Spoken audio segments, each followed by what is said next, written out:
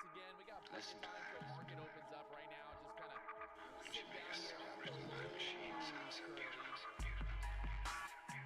see what happens.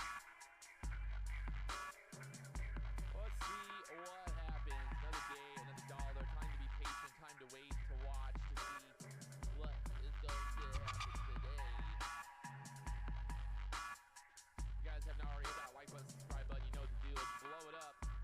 We're back for another day, another dollar. Look at that bear flag playing out there. Oh, 1 minute start making new lows now. Uh-oh.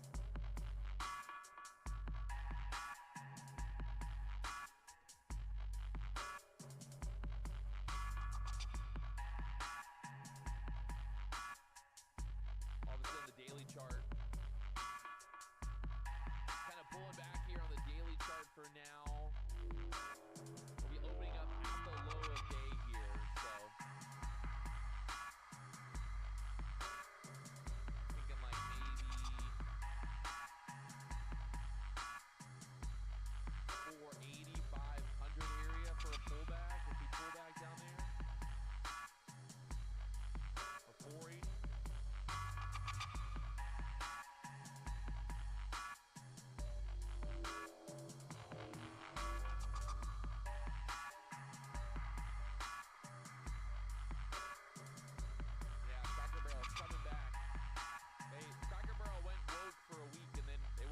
And they found out and they came back. Cracker Barrel fucked around and they found out real quick. They fucking around and they found out real quick, boys.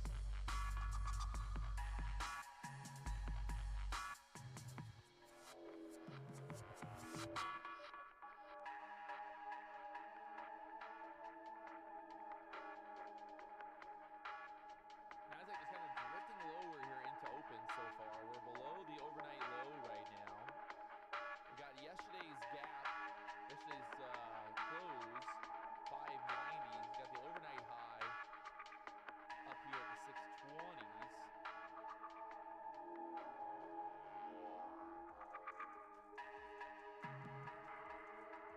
Kind of drifting on back down here right now.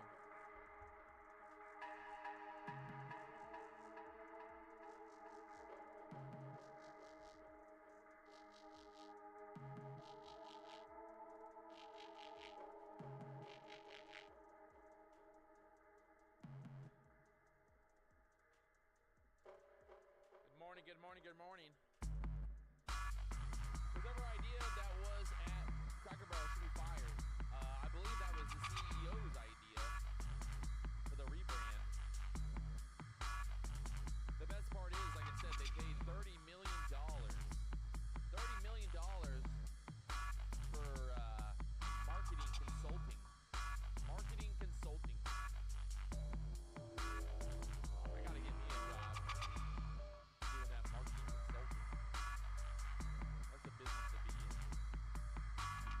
$30 million to fucking give someone a terrible idea.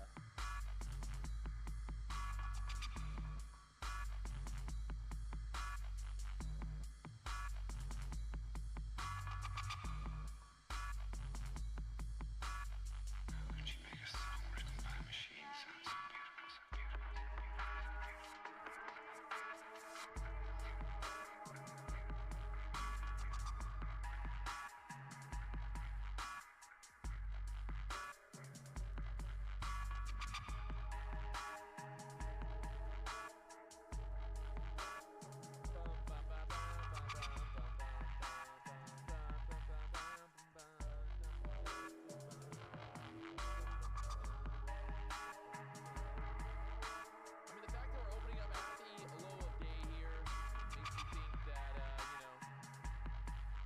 Good chance that we kind of push back up here at open, but kind of being patient right now, being patient, waiting, watching.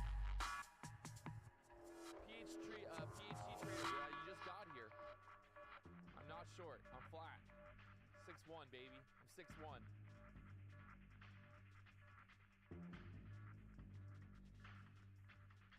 Cracker Barrel should hire Hooter girls for waitresses. Yeah, I don't know. I feel like, know, one of the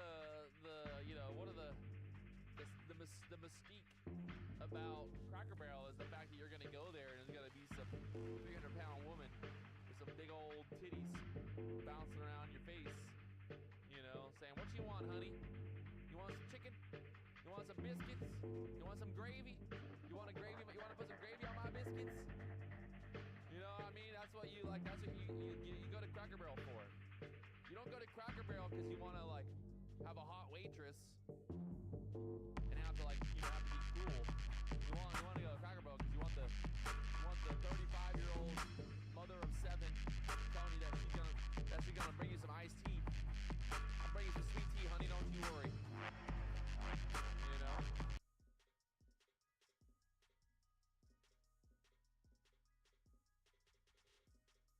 Exactly. Cracker Barrel does not need hot waitresses.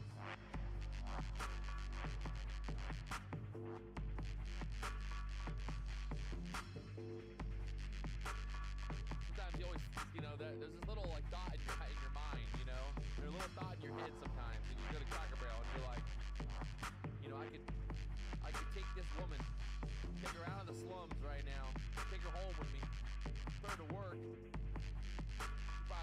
She can take care of me real good. She's making $35,000 a year working at Cracker Barrel. Come home, be my own personal waitress. Be my own personal waitress. I'll pay her $60,000 a year.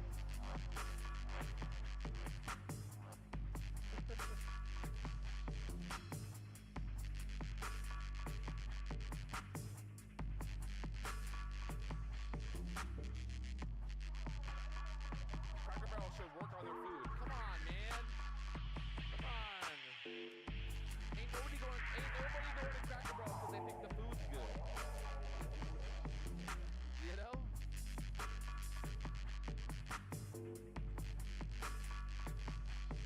The ultimate happiness is here. Oh my Lord, just subscribe.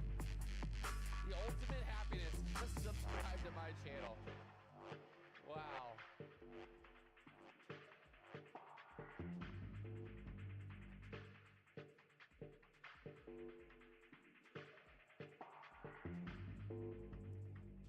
Just waiting right here, watching, market pulling back. We're at the overnight, we're at the low of day basically right now. Low of day here. If you look at the bigger picture, kind of like on the hourly chart, what do we got here? Hopefully not a big head and shoulders. Hopefully it's no. I was gonna say, hopefully it was an inverted head and shoulders, but it ain't.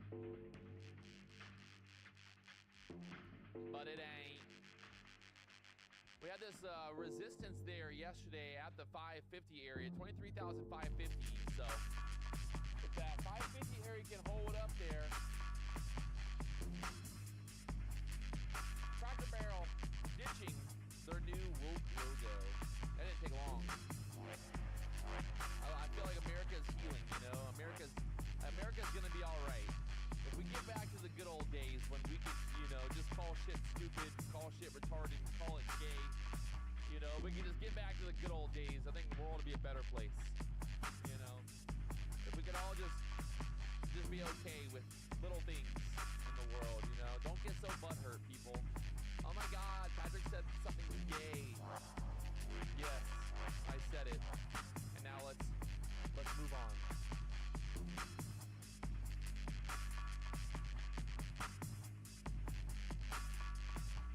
People bitching about the Cracker Barrel logo. Well, the new one they bitching about it, not the old one.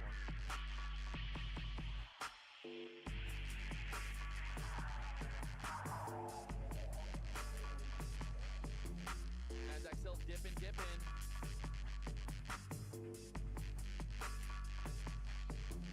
I need Nvidia to go to the moon today. I got Nvidia earnings today. I got 2,500 shares.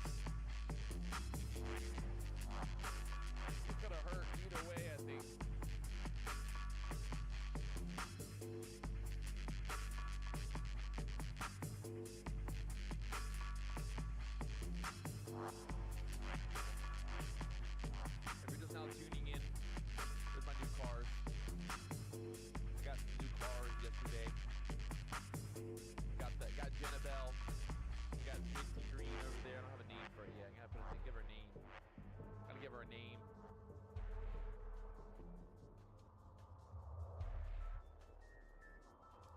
they fast? Nope, not at all. It's a 1986 Porsche, bro.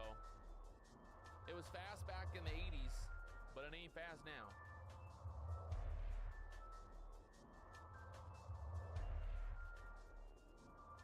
How many of those Porsches do you have now? I've got 4 of them.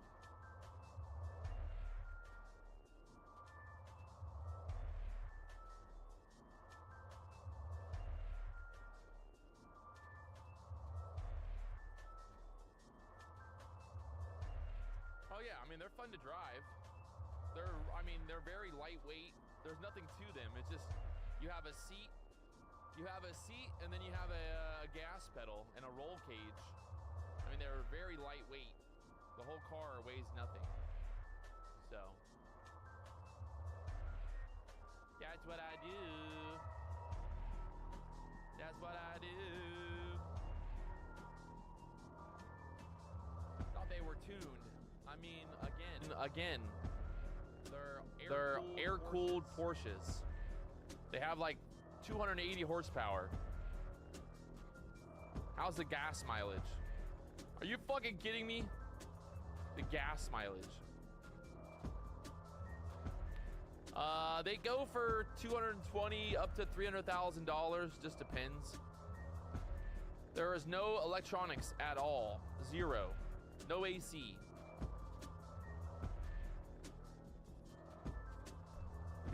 The mint one came from Japan. They built that in Japan.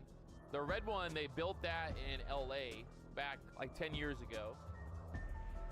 The air one's got air ride suspension, so right now it's sitting on the ground. The mint one's a little older, that's a 95 for one, and then the mint one's like an 86, I think. Ain't nobody worried about the gas mileage. Ain't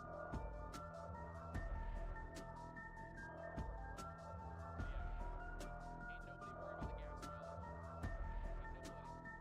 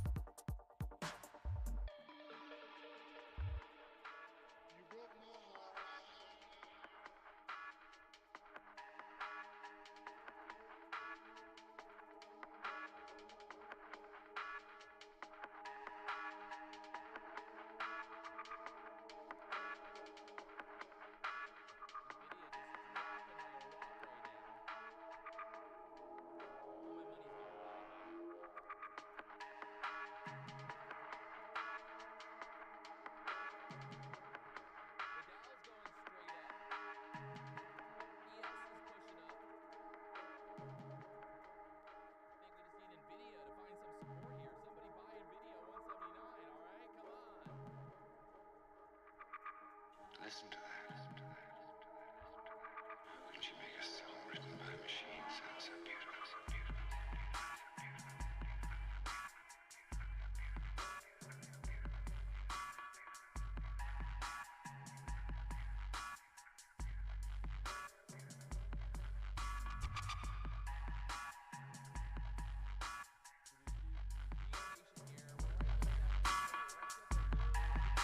It's hard to get short down here, but there she goes.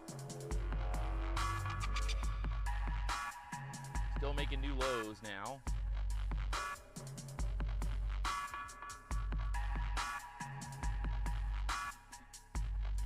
She's drifting.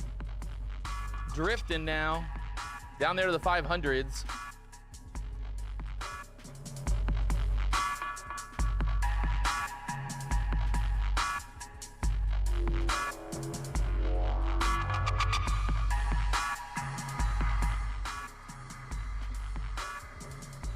The bulls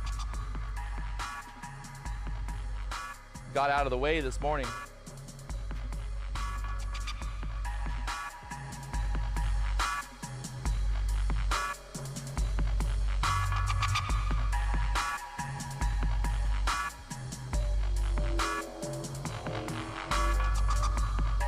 All right, down there to the 500s. Just hard to get long. It's hard to get short right here. I gotta wait. I wouldn't get short right here just yet. This thing might pop back up. I need a water.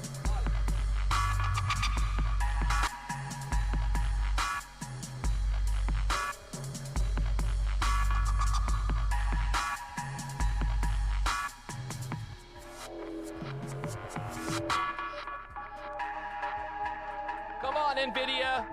Pump it up. Do something, NVIDIA.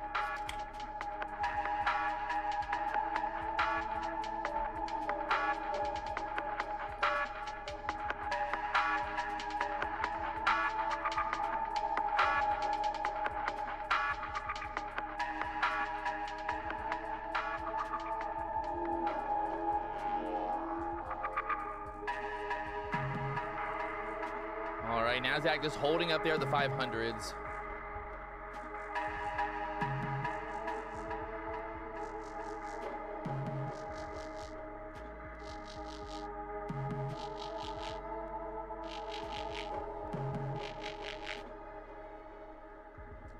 See what happens when we push back up here, maybe into that 520 area would be ideal to kind of build out a bear flag. But just being patient.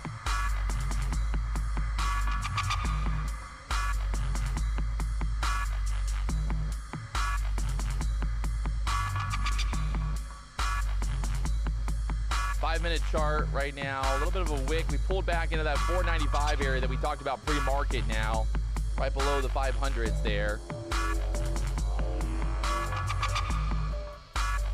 Will this be the low now?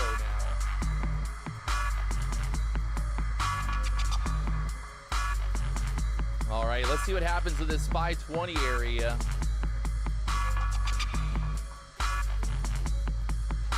Right there at that pivot point as well. If they start to squeeze it back up, well then, could take out the highs again.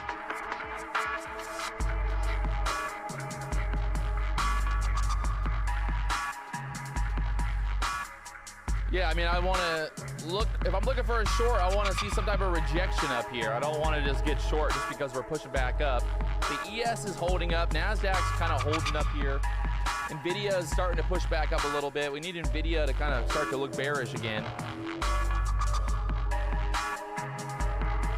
Ooh, like that was a nice little denial, but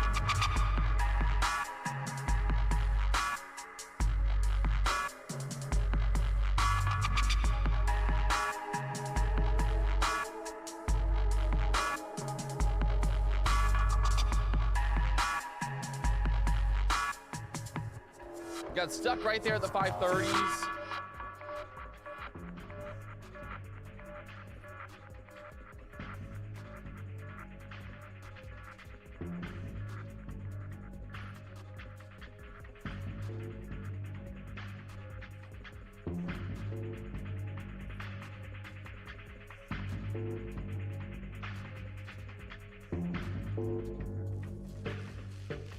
Down there to the 490s again. See if we go a little bit deeper.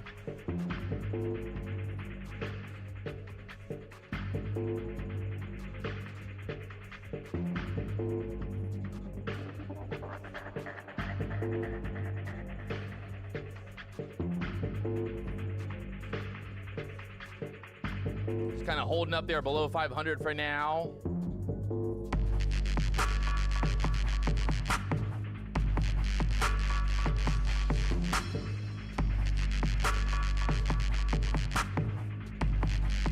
Right there at the 500.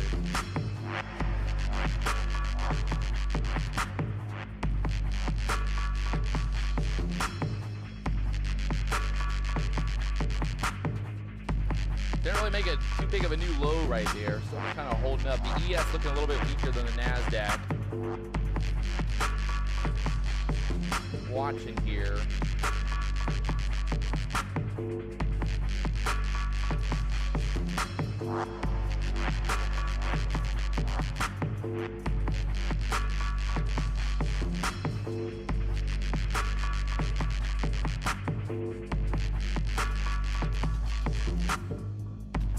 See if we get right, watch it right here. What happens? This is gonna turn into more of a bear flag here. When we get below 500s.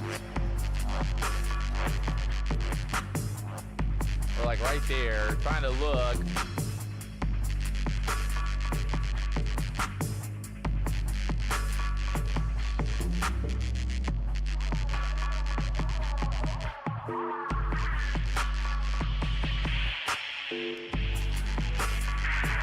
Holding on there. Looking for a short here. We lose this 500 area. Still just holding up. We get back up, like, we might be looking for a reversal setup here if we start to push back up, but just kind of like, I want to see what happens right here.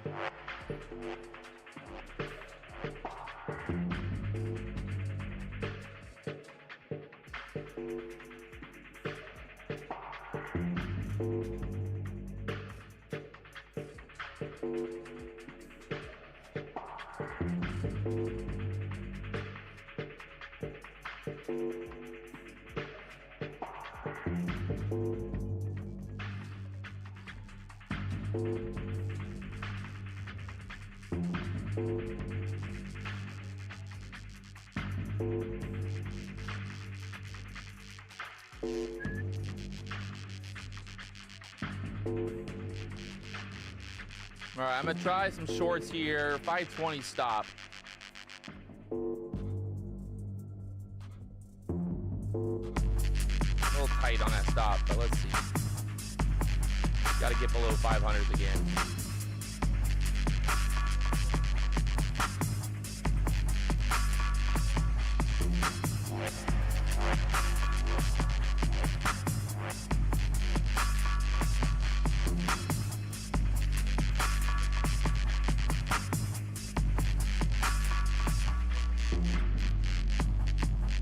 Video starting to pop back up here. Fucking A.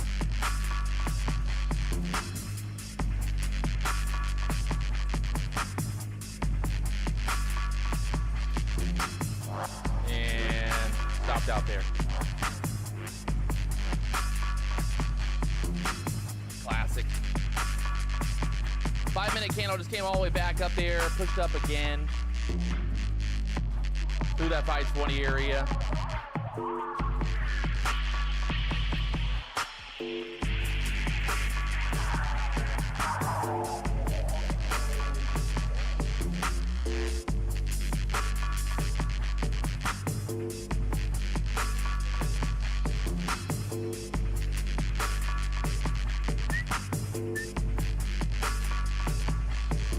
Those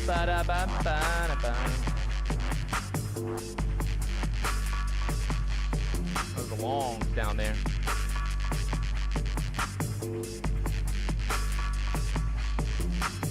Fucking A.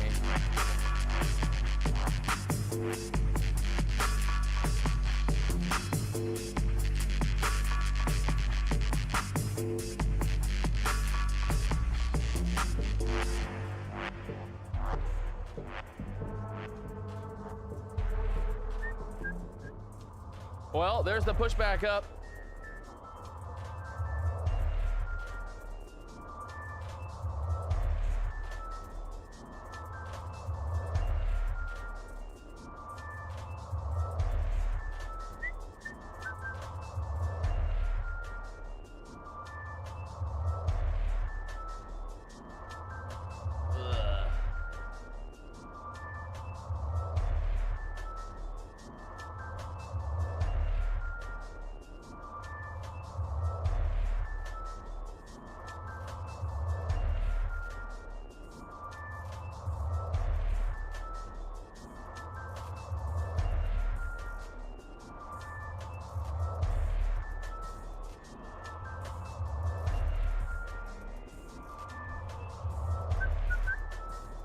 All right, Nasdaq just right back up in the middle of the 15-minute range.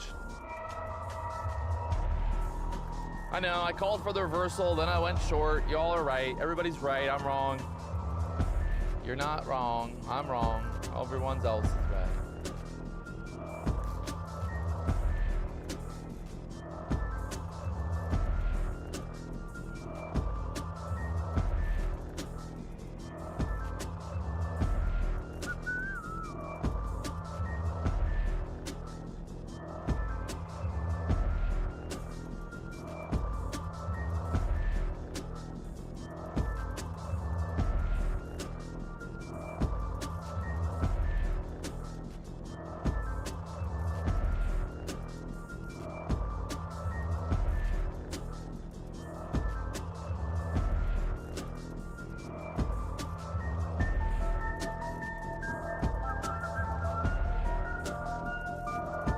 15-minute chart, we pushed right back up. We held that 50% of the opening range back above that pivot point for now. This 15-minute chart looking pretty bullish.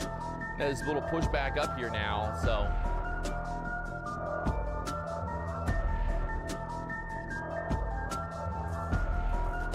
Nvidia starting to come back.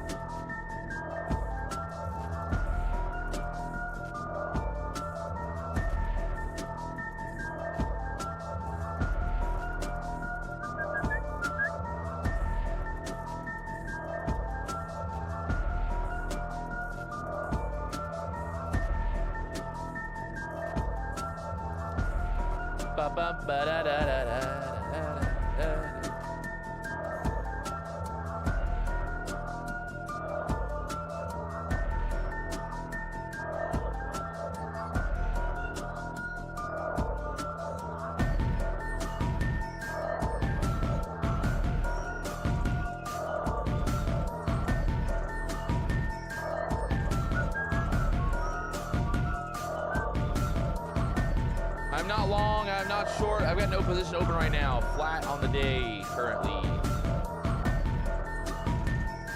Waiting to see if we can get out of this range here. 540s.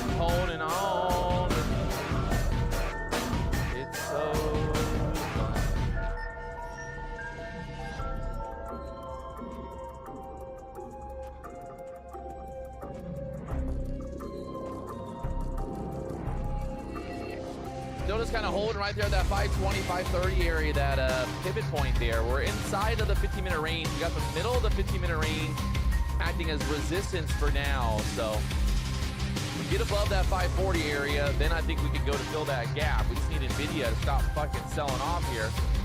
We need NVIDIA to start pushing up.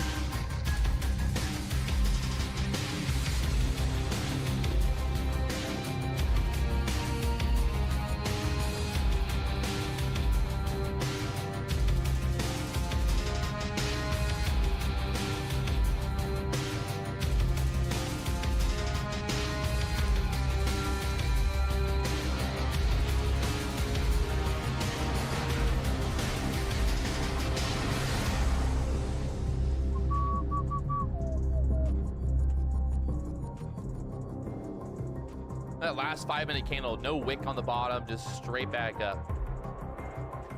Love it. Gotta love it. I'm gonna hold NVIDIA through the earnings. Yes. Holding NVIDIA through earnings. Why not? Tomorrow's my birthday. Either it's gonna be a good day or a bad day. We're gonna find out. You know, one way or the other, we're gonna find out, Chad.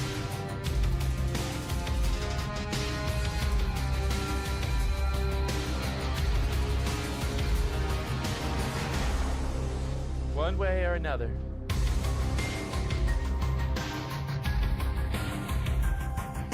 All right, just stuck right here. I think if we can break through this level, we got the VWAP coming up there next. The ES is still holding up. ES is holding up here from the 72s now. They're at the 82s, holding up pretty good. So let's just see what happens.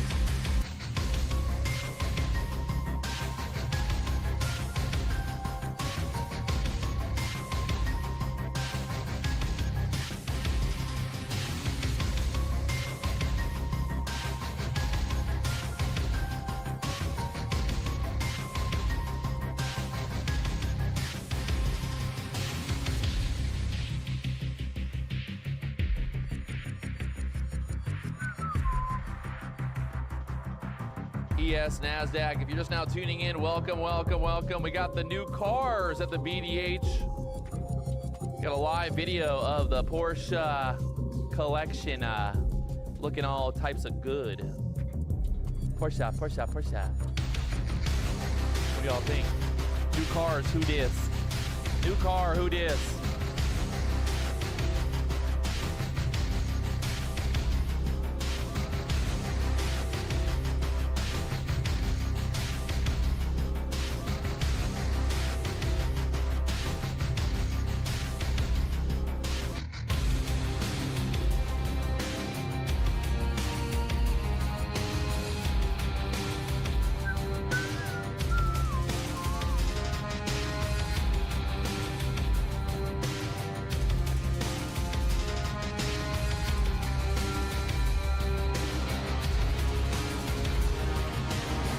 RWB uses poor materials. Don't worry, Spencer. How many RWBs do you own? Exactly. All right, Nasdaq back up there. 46s now. 546s here.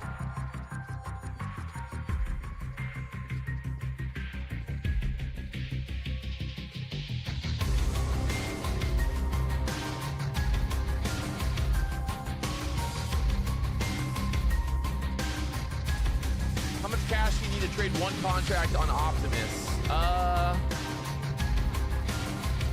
Depends. Maybe like $2,000. I think you need $1,000 total to trade one Nasdaq contract.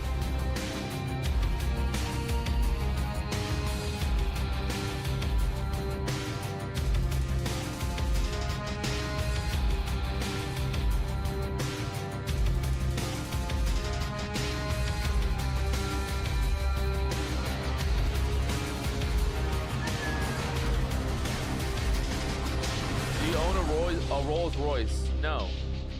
Do I look 80 years old, bro? Why would I have a Rolls Royce? God.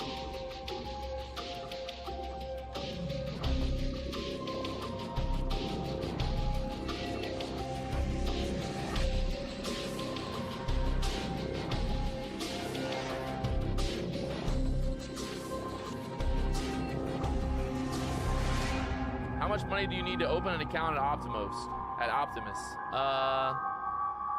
Just depends on what you're trading, micros, minis, I don't know.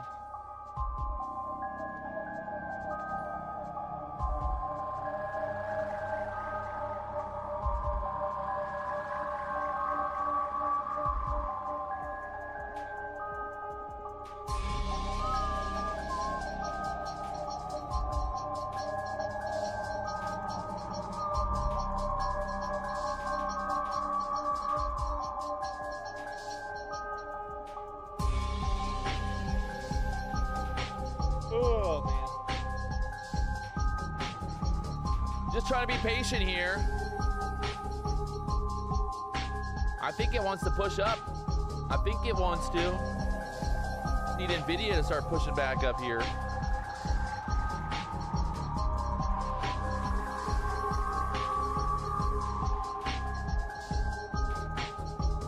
Patrick, I told you to get short at 571.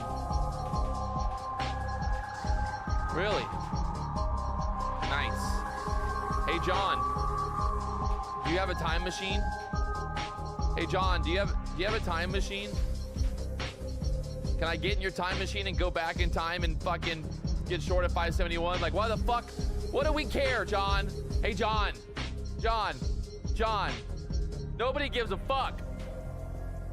Nobody gives a fuck. You think it's funny? Yeah, get the fuck out of here, John.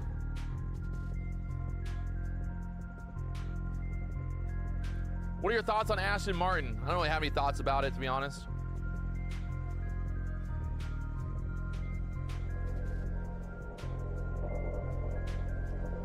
Are you a scammer? Yes. This is all one big scam. Please turn off now. Do not watch. Do not watch. Scam alert. Scam alert. Do I look at the index chart? No, I look at the Nasdaq. Why the fuck I need to look at the index for? I look at futures chart. I don't care about the index chart. What are my thoughts about Taylor Swift? I don't think about Taylor Swift. I don't think about anybody but myself while I'm trading. There's always a John. Always a fucking John. All right, Nasdaq back up here now. 550s again. This is where we were long at earlier. Got stopped out. And here we are again, back at our entry. Gotta love that.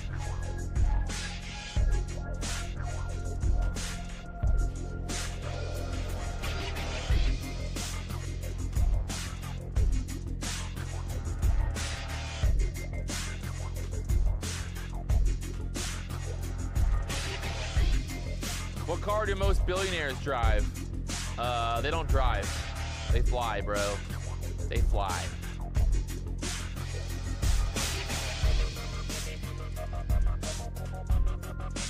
Have you driven the Mustang GTD?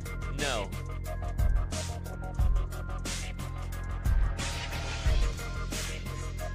Sam Macy said, this is exactly what ChatGPT said would happen. Well, then I guess you don't need to watch my stream then.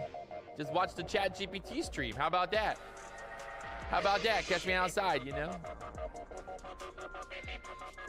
All right, Nasdaq back up here off the 23,500s now. We're working its way towards the VWAP here.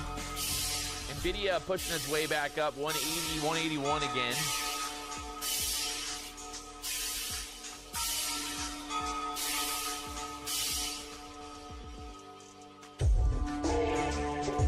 Don't go chasing waterfalls.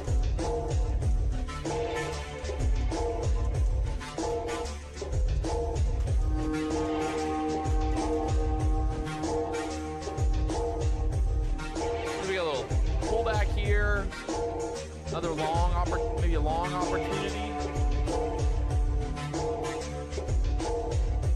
Let's just go straight through the VWAP here. Start ramping up. 5-minute chart here. Kind of broke out through that previous little high. $1 million question. It's $1 million question, chat. It's $1 million question. I'm long. YOLO. I'll play the bigger stop. Only got one contract per account, so. I want to see if we can get through these highs there.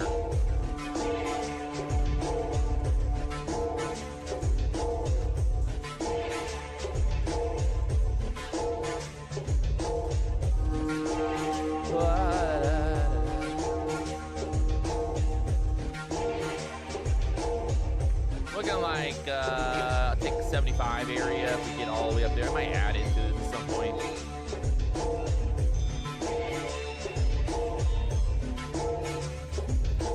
Big boner candle there on the 5-minute chart.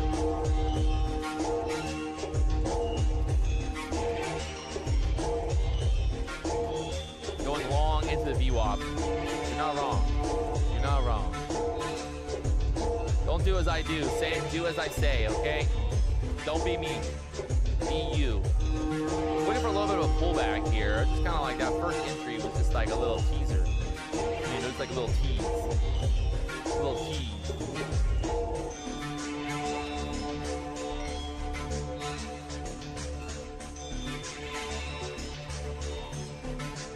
Everyone says it's gonna chop all day. Well, if it chops all day, then that's not good for me, is it?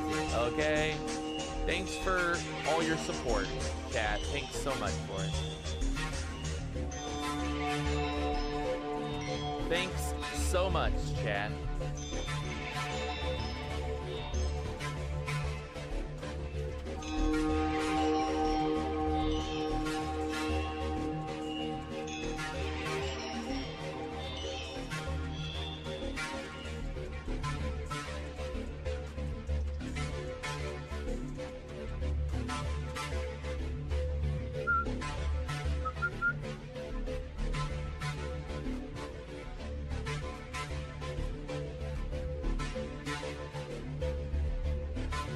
Bouncing off that EMA for now. I'm gonna add into it at some point. At some point, I'm adding. I'm trying to figure out when. When my little booty hole told me to get long. Nasdaq has. Ruben says the Nasdaq has a bearish setup on all time frames, except the 1 minute. Fuck, Ruben. Hey, Ruben, how about this? This is what I want you to do from now on, Ruben. If I'm long, don't talk about shorting. How about that? You know what I mean? Like just keep your opinion to yourself, Ruben. You know, that would be nice. Just keep your opinion to yourself, Ruben.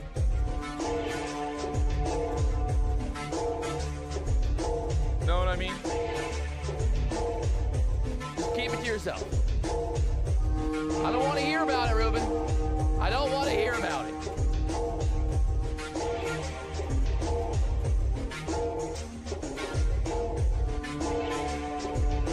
Patrick Whelan live stream. If you want to go start talking about shorting, you go start the Ruben live stream, okay?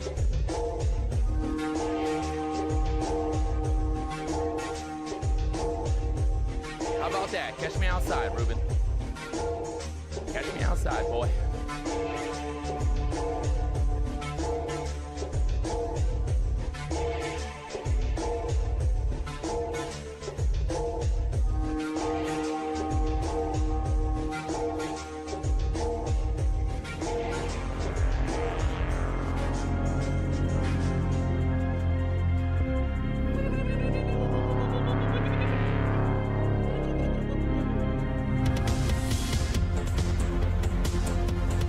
Look at my cars. Don't look at my trades. Look at my cars, okay? This is how good I am at trading. Look. Look.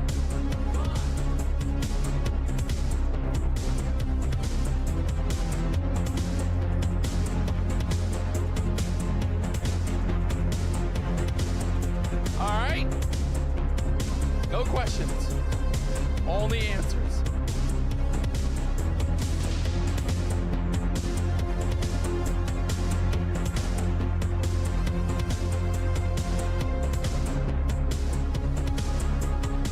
For a gap fill, possibly maybe 600 even. So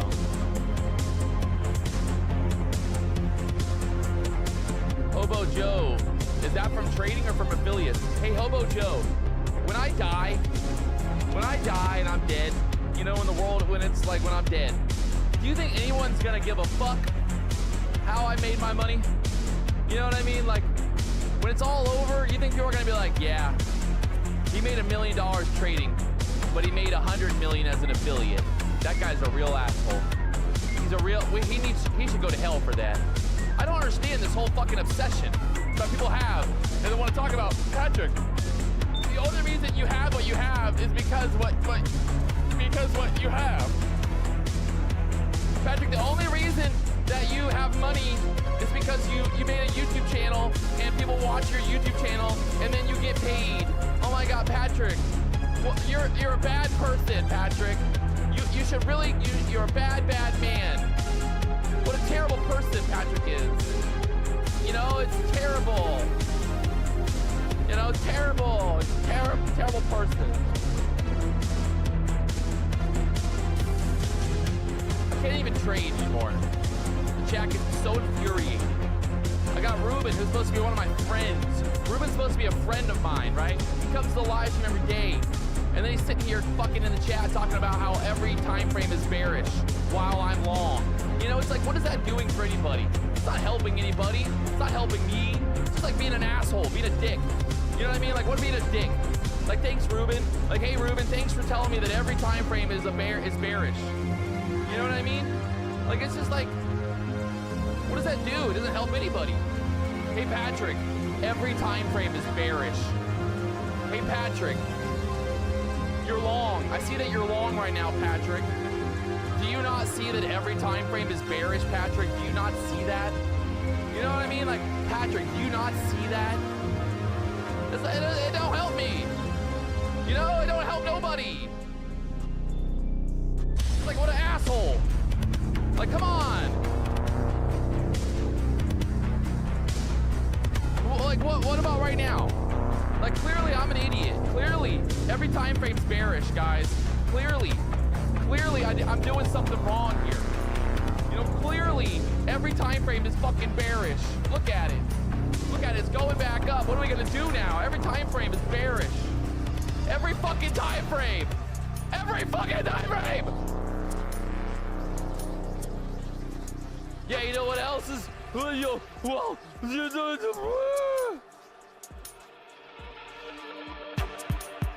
As you can see, the ES breaking out of the opening range high. ES is leading right now to the upside. 480, 490s there. I'm long on the Nasdaq. I ain't selling until we hit that dotted fucking line or more. I don't give a fuck what anybody says. You can take your bearish time frames and you can shove them up your ass.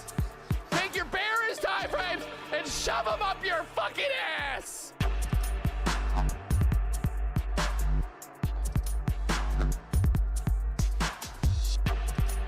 You know?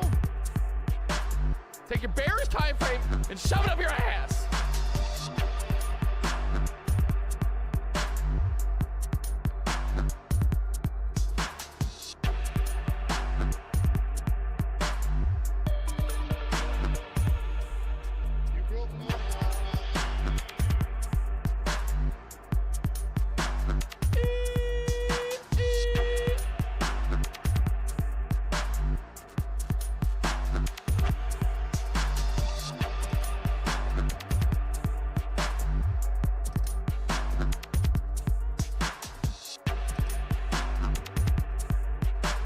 Every time frame bearish.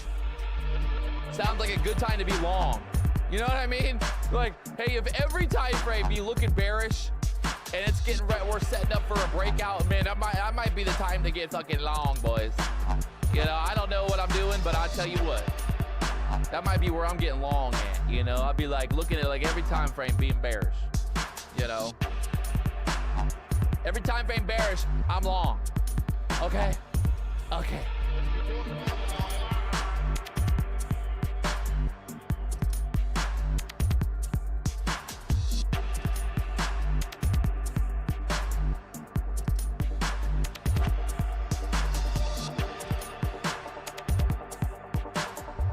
Are you not impressed? Are you not impressed?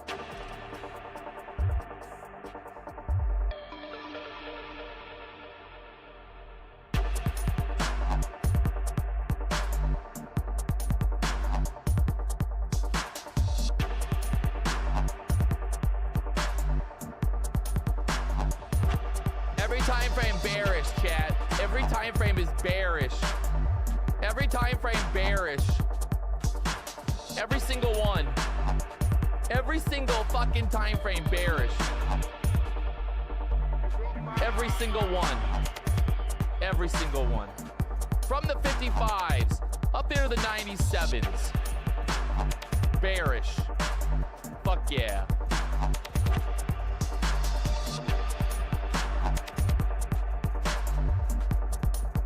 Not bad, chat. Not bad.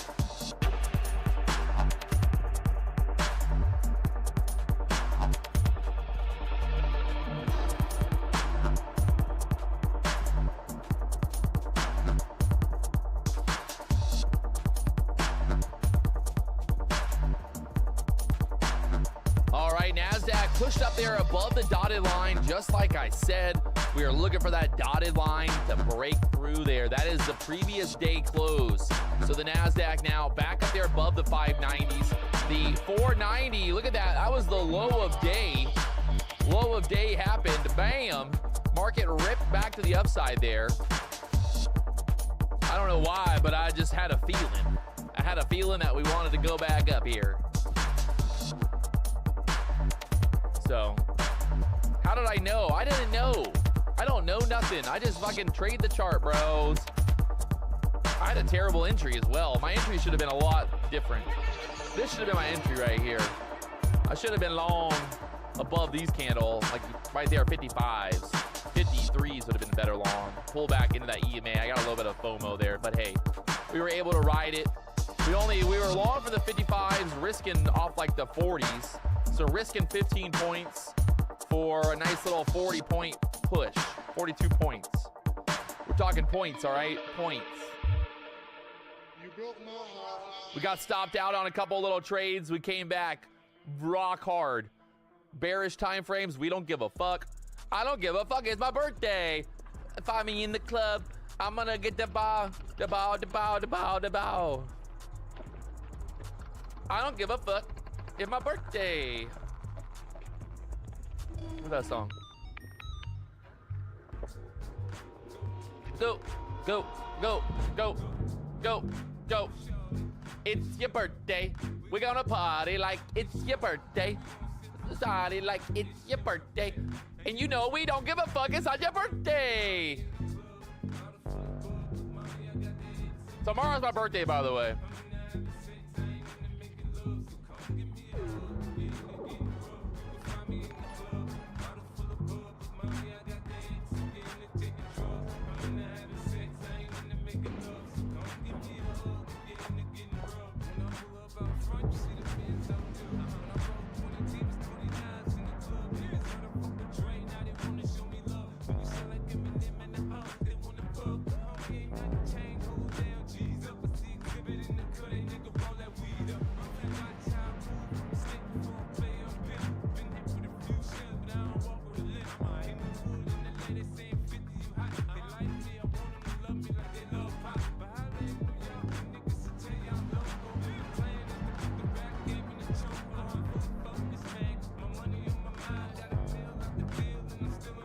All right, ES Nasdaq pushed up there for a little bit of a, we took out the overnight high on the ES now. Nasdaq will pull back here as well, so.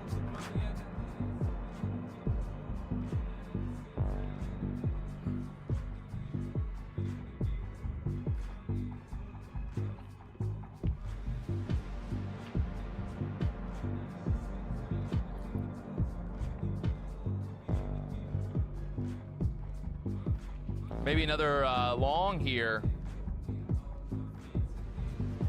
Watching maybe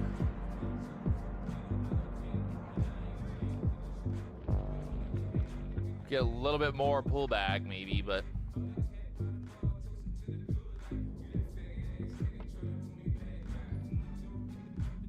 let's see if we can swipe this 90 area and then take a long there. Swipe the 90s and then take a long here. Let's see. Holding up there for now. I want to get that little like swipe down there. Just holding right there. Give me a little swipe to the downside here. Holding there, holding.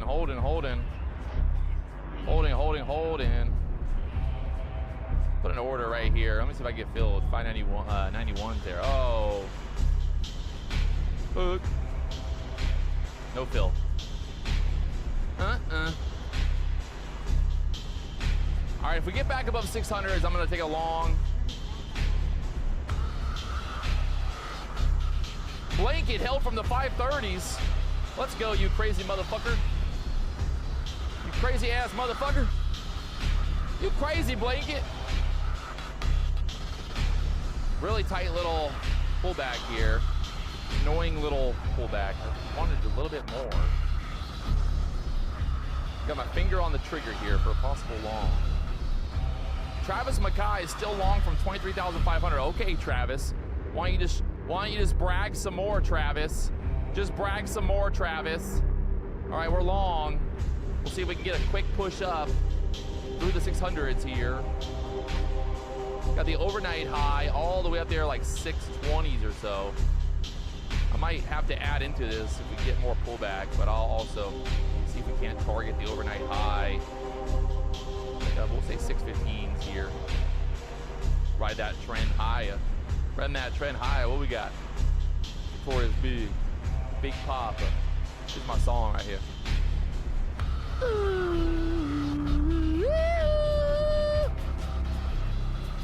Big Papa's here.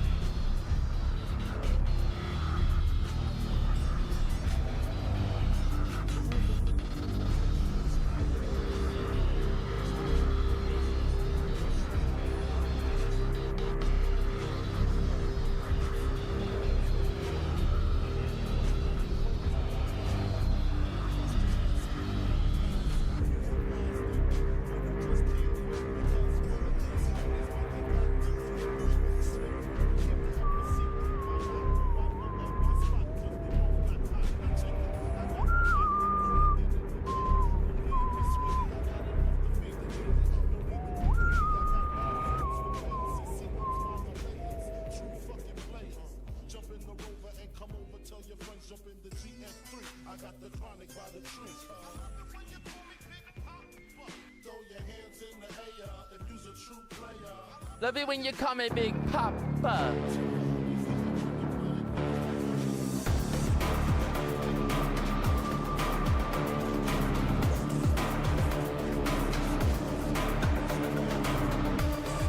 Baby.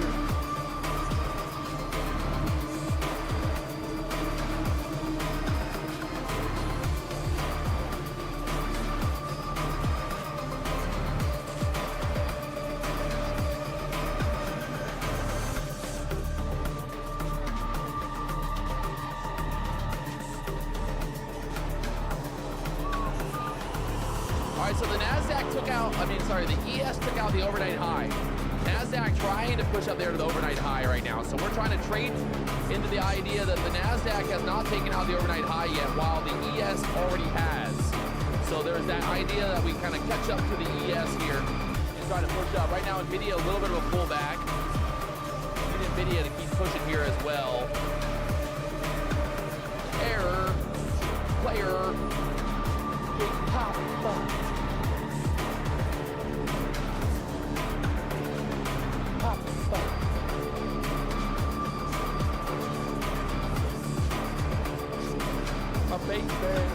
Baby.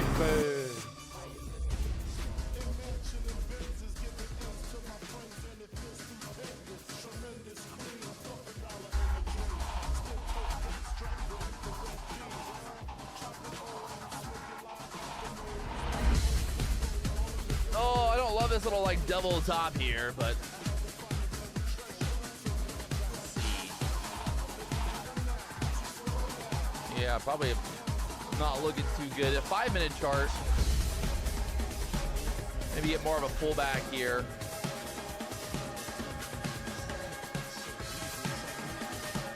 Decisions. That 5-minute candle needs to either like squeeze straight up here or something.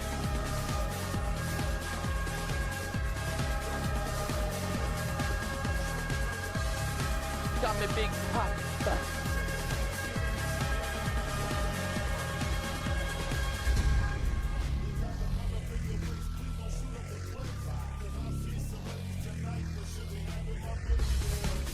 baby.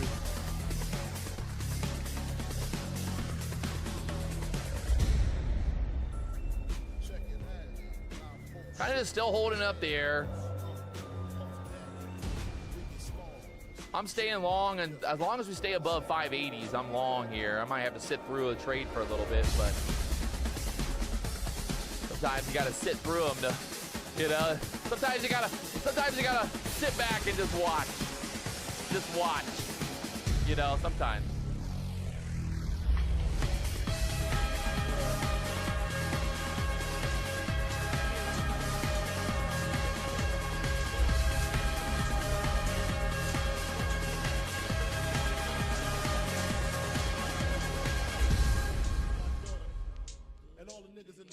You know very well what you are.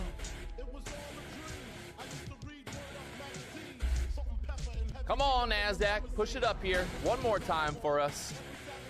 I got my target at the 14s. I'm not gonna get too greedy here, but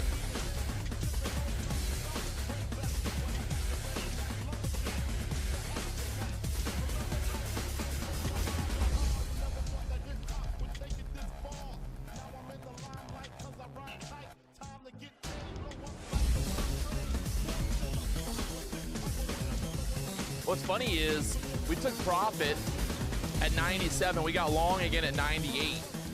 This is just like one big continuation trade. Kind of funny, right? When you think about it, you know, it's like kind of a funny thing.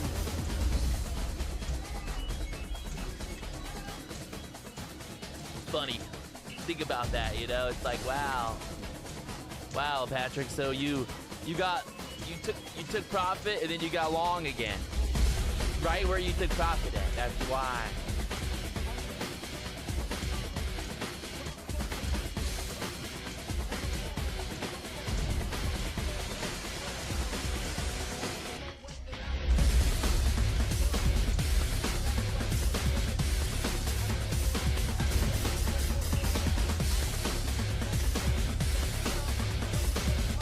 We got the ES like bull flag in here on the 5-minute chart. Nasdaq's having a little bit of trouble there. See what happens here. By the way, $50 at funding ticks right now. $50. Oh, a little pullback there. Uh-oh. You know very well who you are.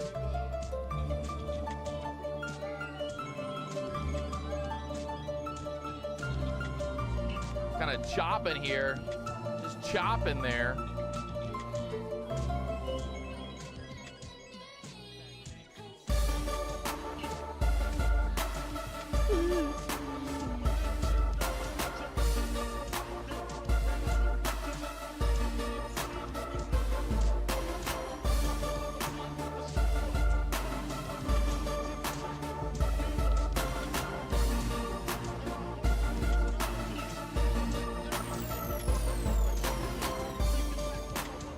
Tricky.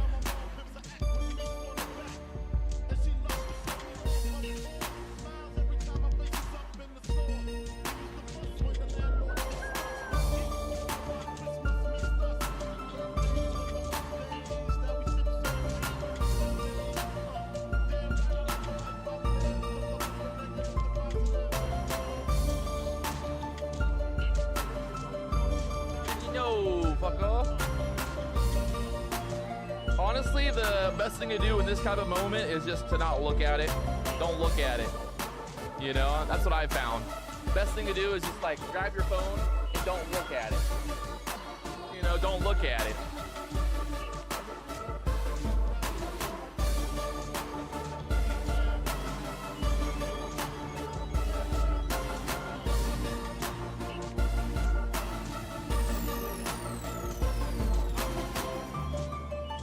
Show us your cars. Yee! I like that idea. Look at my cars. They're so beautiful. We got two cars here. Two cars. RWB.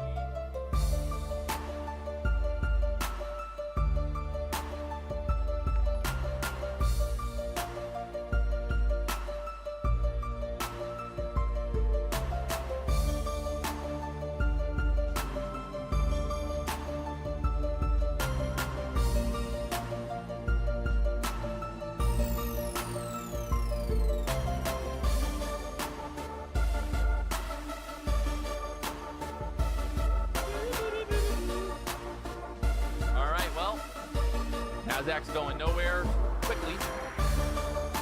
Kind of odd. I'm still long, but just kind of in it, I guess.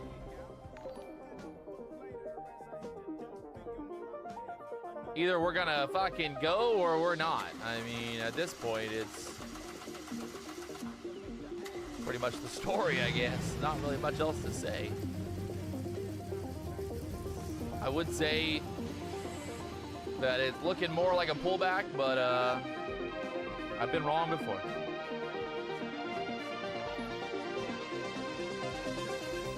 These candles are just like...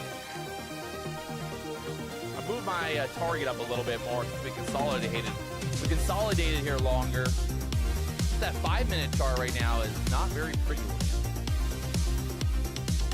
5-minute chart right now, just wick, wick, wick. Kind of looking like it wants to maybe roll back down here a little bit.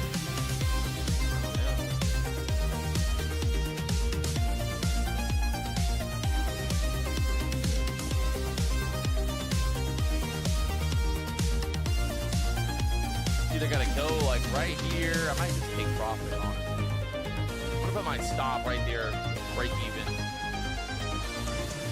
Because if it does pull back, I can always re-add lower. Let's get pushed right here, Nasdaq. Come on, let's push it right through here. Oh, son of a bitch.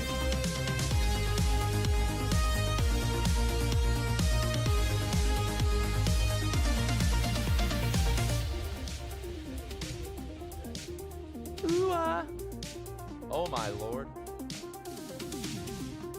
All right, possibly getting stopped out here for break even. All right, stopped out there for now. That way, like if it does pull back here a little bit more, I can always re-enter. Not gonna sit there. I don't want to just like sit through like a 30-point drawdown for no reason.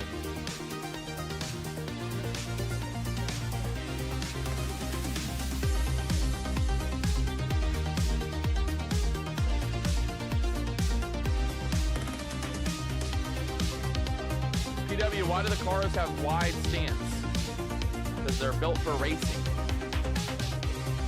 Wider stance, more traction, more grip, more rippy. All right, like I said, I'm stopped out for now. I can always re-enter, but that 5-minute chart is not giving me good vibes.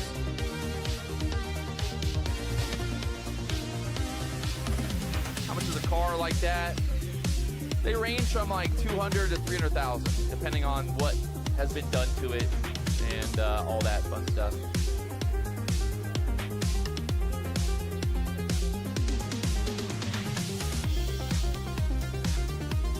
Nasdaq just holding here, 23,600.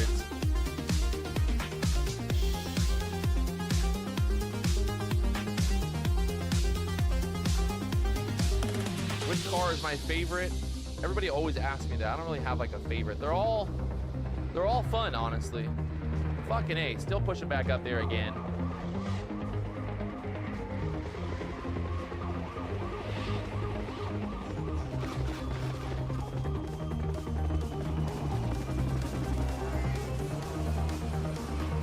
What is this?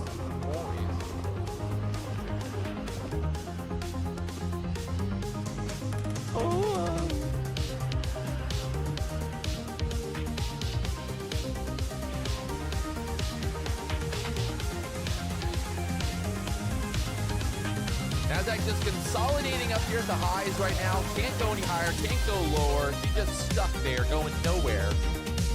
We got the overnight high. You would think that the 620 area would go sooner than later. Now that they stopped me out, obviously, now it's time to go higher. Duh.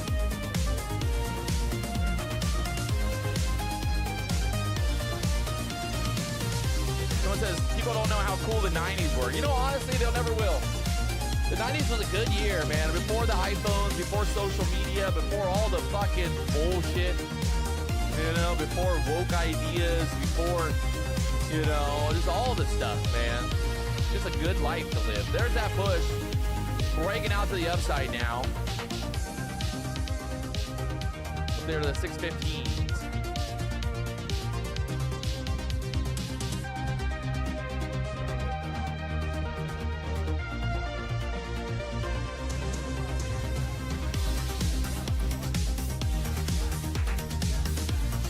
Got Apple breaking out to the upside here. Apple up there to the 230s. All right, you've got that overnight high now. Overnight high on the Nasdaq right there at the 27 area. We made a basically just a big old reversal off the lows. We pulled back into that previous low. I wouldn't say previous low, but 500 level was that key level on the Nasdaq. Ding, ding, ding. Holding up there, so.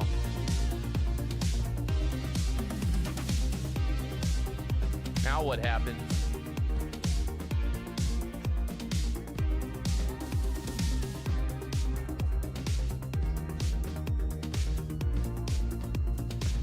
Pew, pew, pew, pew, pew.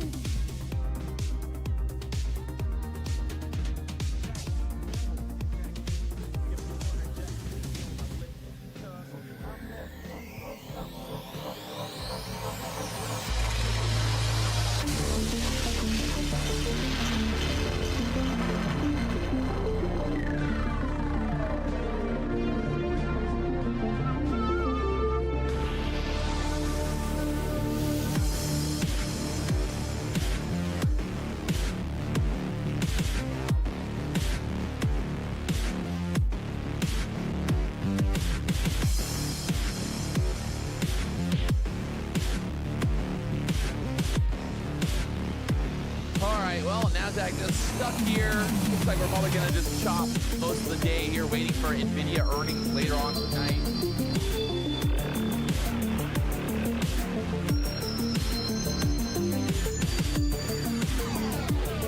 Pat, look at the ES. Will you shut the fuck up? What do you mean, look at the ES? I've already looked at it. I'm looking at it. What do you want me to look at? Look at it. Look at the ES, Patrick. Look at it.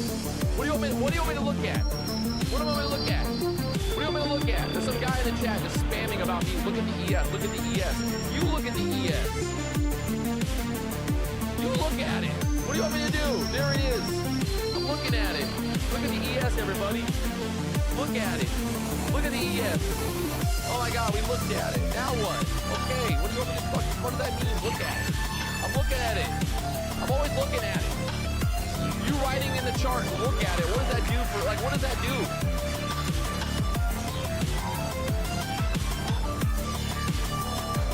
What do you want me to do? I looked at it. All right, I looked at it. Now what?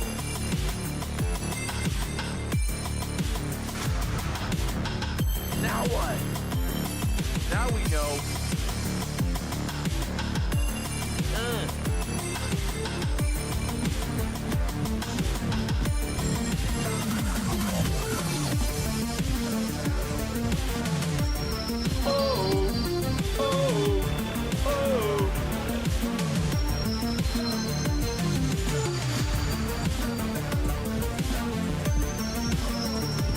Patrick, have you looked at the ES today? Patrick, look at the ES today.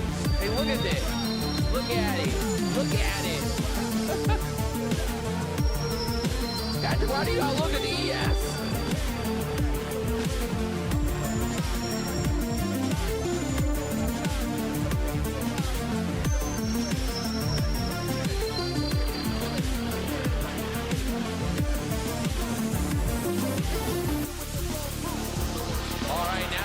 Right up. We basically, what's funny is we hit 50% of the opening range, right? 50% of that move to the downside. Now we've hit 100% of the opening range move to the upside here. So, is it a coincidence? I don't know, but it seems to be a coincidence. Every time frame bearish. Every time frame bearish, okay? Every single one of them.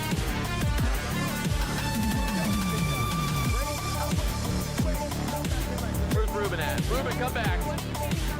Ruben, come back. Let's be friends. Let's be friends, Ruben.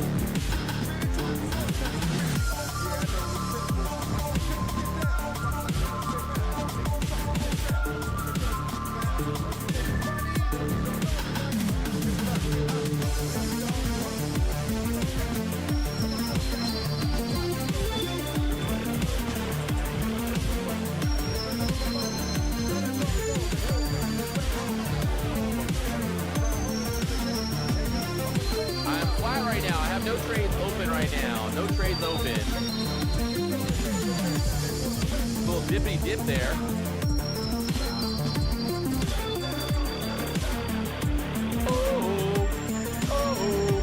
This is what I was worried about. This is what I was worried about right here.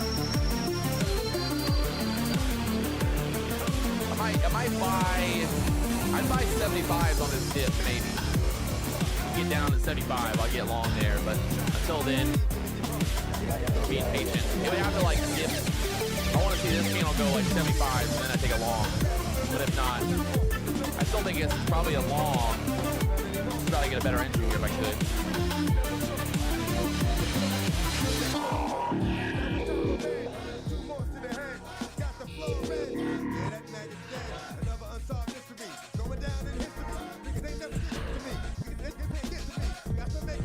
Damio FX passed a challenge using Patrick's strategy.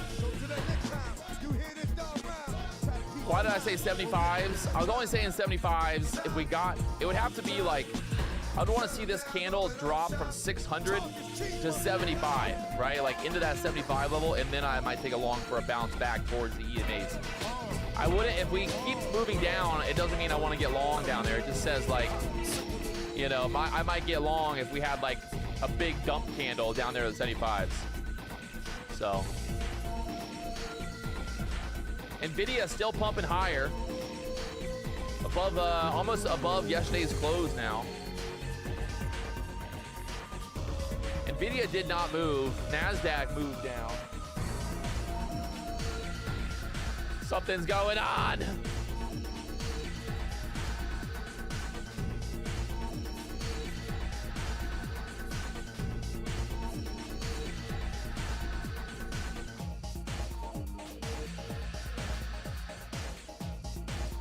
That's a nice little push. That's that fucking, the dip right there.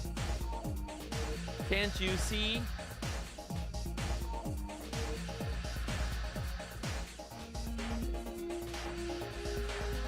Biggie, biggie, biggie, can't you see?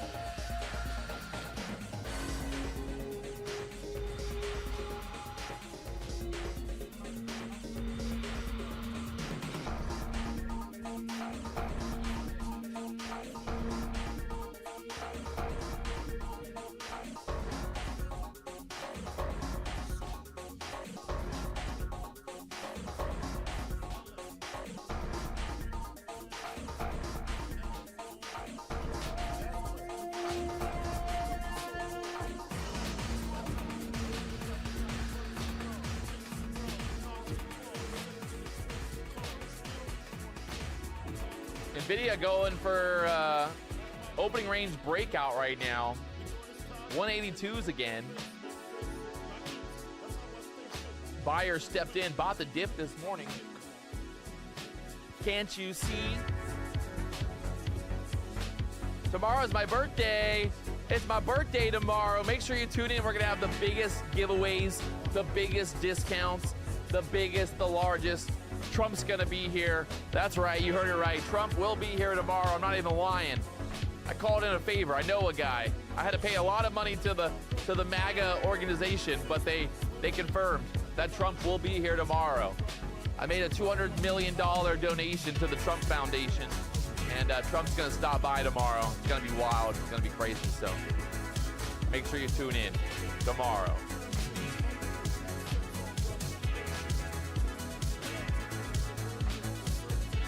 All right, we're just kind of holding up there. I think there's a long coming up at some point. Trying to figure out where. We got the 1050 little macro coming up.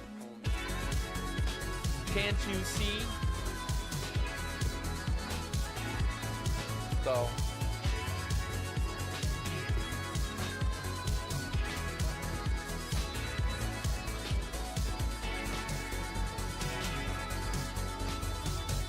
You're wrong. Trump is the guy. He knows someone that got him the BDH. That's right. That's right.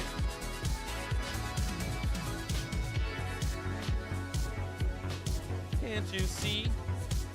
I kind of want to get long here, to be honest. I don't know why. I just kind of want to. Anybody else feeling that way? Feeling along here? What's the macro? Bro, if you don't know about the macro, then do you even know about trading? You gotta learn, dog. You gotta learn. Oh, fuck. Oh, fuck. Trying the longs.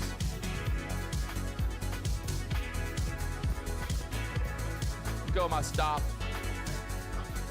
down here. I'll try to add into this if we get back into the green here on this trade. I want to maybe like add into the push, try to push the sell above the 620s there next. Oh. Oh, FOMO. Put it down a little bit lower.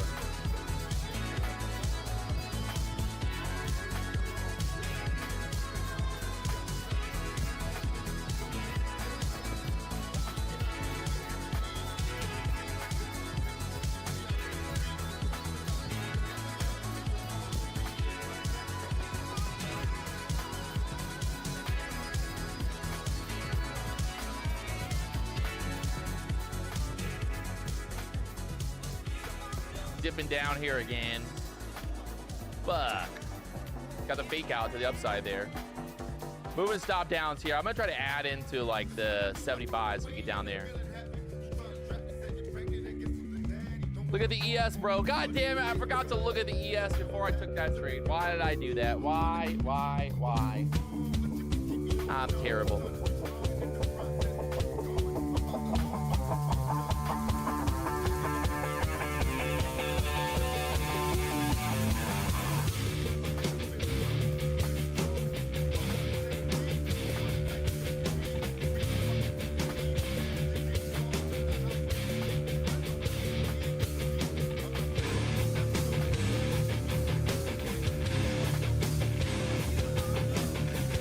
Said, I hope we dump again. Well, go fuck yourself, Brandon. How about that? Hey, Brandon, go find a hole. Go find a fucking hole in the wall and fuck it. Yeah, get out of here.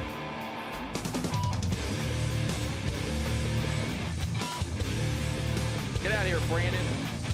Get out of here, Brandon.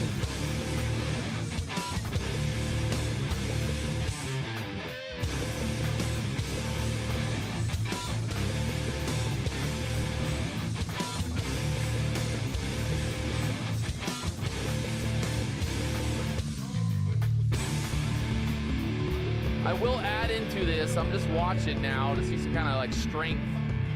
See if I can get an ad maybe back up into here if we push through that level. Nvidia's going for new highs right now. Highs in the day at least. Or the actual market open highs. Nvidia 182 there. My target up is like 630, maybe a little bit higher. Just depends on what happens.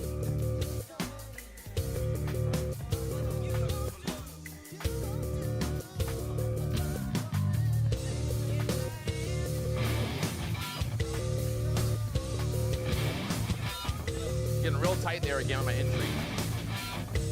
So now we just want to see if we can push through here and then maybe a little bit of an ad. The ES is looking good. Gotta look at the ES, chat. Look at the ES really quickly here, all right? Look at the ES. Look at that. Just look at it. Y'all looking at it? I want to take a picture? ES. Looking. We're looking at the ES, all right?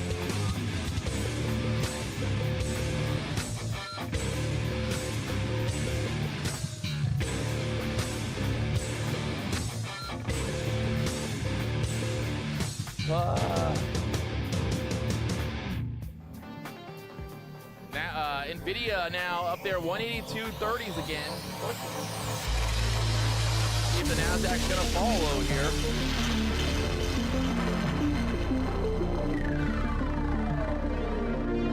Anthony said I'm freaking hilarious. Well, fuck yeah, Anthony. Only thing that I bring into this world, you know. I'm not smart. Not good looking, but at least I'm funny.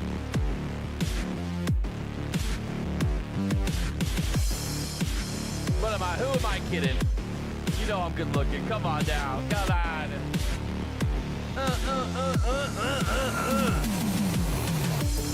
Hey, who else has a drill?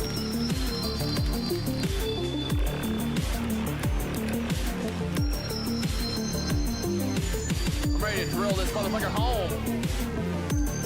Have you ever driven an SVJ? No, but my girlfriend's boyfriend has. My girlfriend's boyfriend has a SVJ. He lets me drive it sometimes. Really nice guy.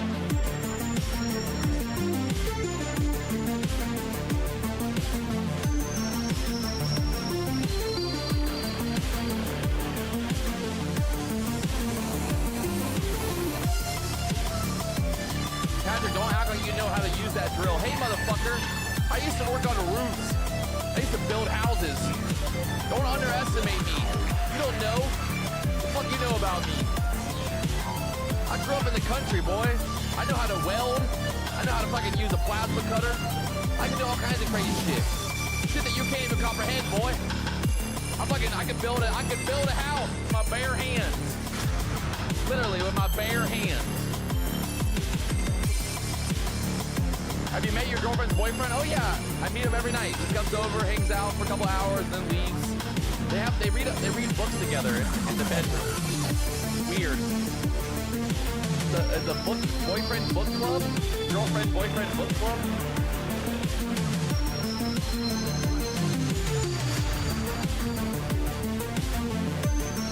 PW, did you make money? Nope, no money made today. Nothing but left, nothing but L's after L's, baby.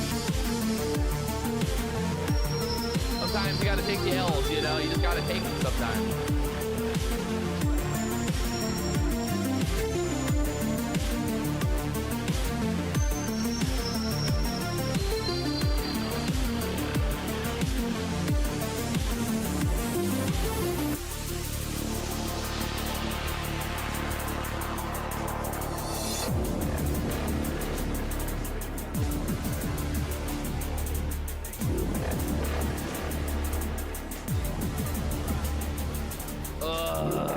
Nasdaq.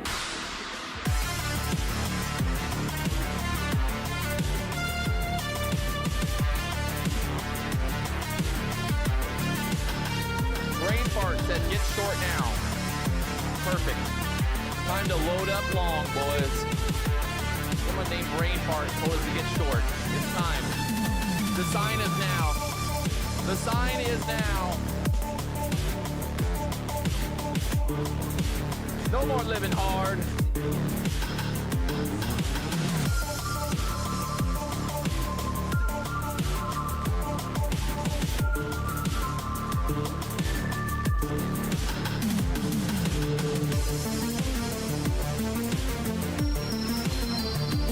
See what happens here at 11 o'clock. Need that 11 o'clock candle to do something here. Let's see what we got. Hourly chart. 1 minute left. Got a lot of resistance here. 26 is the high of that hourly candle. 21. 621.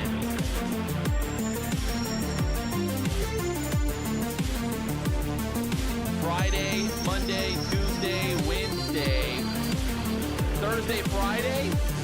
Up here. You know what I mean? That's what I'm talking about.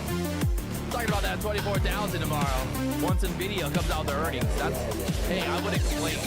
I would not complain, but you know, we'll see. We'll see what happens. Anything's possible. Maybe we sell all the way back down here and I lose all my money. Two outcomes. One man, one trade. That's right. One man, one trade. All right, 11 o'clock. Come on. Do something. We got 5 seconds. 5 seconds until the macro closes. Something's gonna happen here. Oh yeah, pumping, baby. Told you it was gonna pump. I knew it. 5 seconds. Look at that little pump. Pumped it right up there, boys. Look at that. Up 50 bucks. Can't lose. Can't lose. Too good at this game. Too good. Too good. Oh fuck. Too bad. Too bad. Look like a big bear flag now.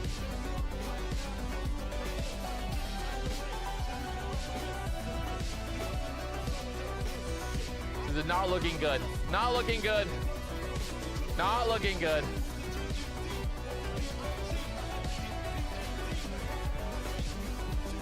Not looking good. All right, we're looking good again. Never mind. We're back, baby. No, we're red again. I think the only thing that we need to do here is we just need to add. I think we don't have enough skin in the game here. I think that's the problem. The Nasdaq's waiting. She's like, Patrick, time to add. Time to add, Patrick. Get longer. You got to get more longs. Brain fart is short. Let's go, baby.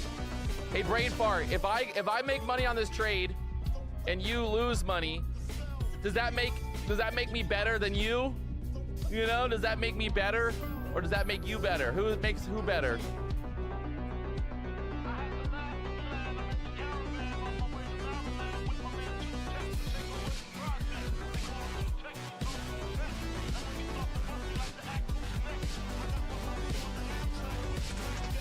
It's not over yet, brain fart. You might still win this. Don't worry. Don't give up so quickly.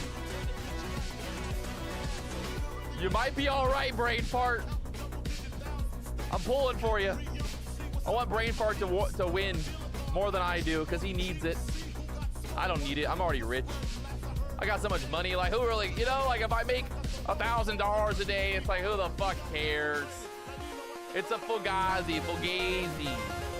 You know, I make so much money anyways. It's like, who the fuck cares?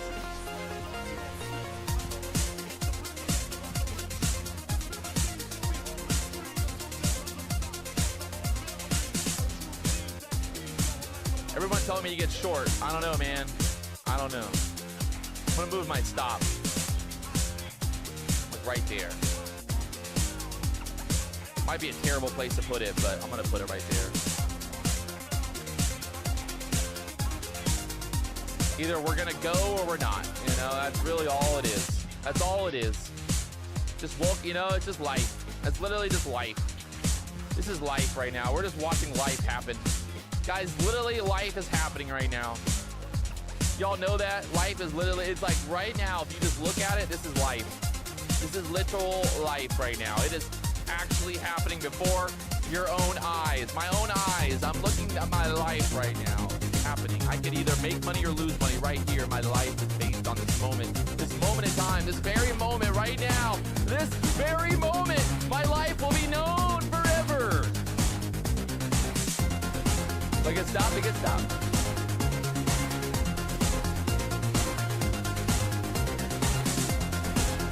Look at the ES. Fuck. Look at the ES. All right, we're stopped. Damn it. Now it's gonna pump. Wow. Now it's flat.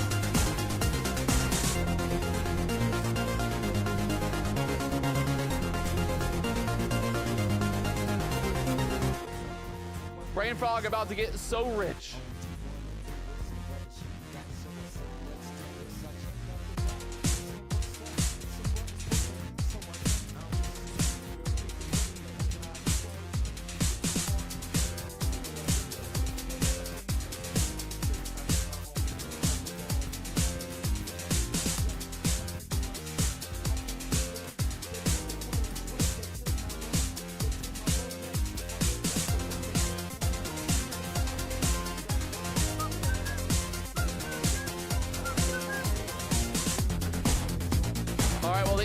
Up there at the highs, just sitting there ding, ding, ding, ding, ding, banging into the highs right now. Nasdaq just can't get up there above the 610s.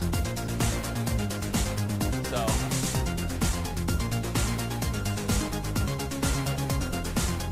Brain Fart wins, yes. He's better than me, I lose.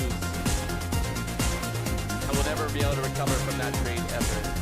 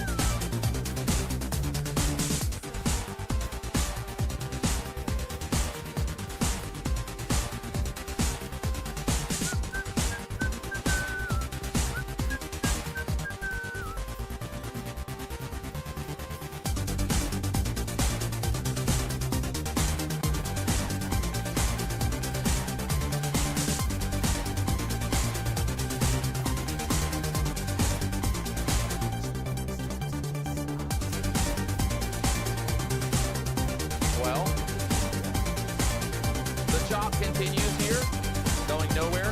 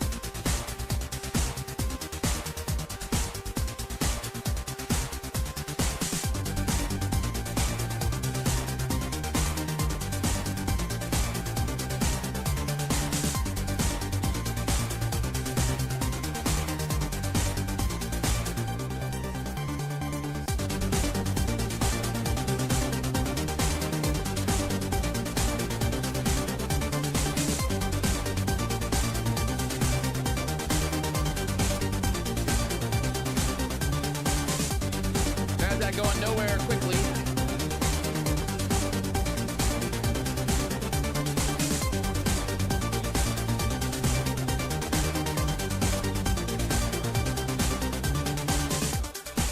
And I'm gonna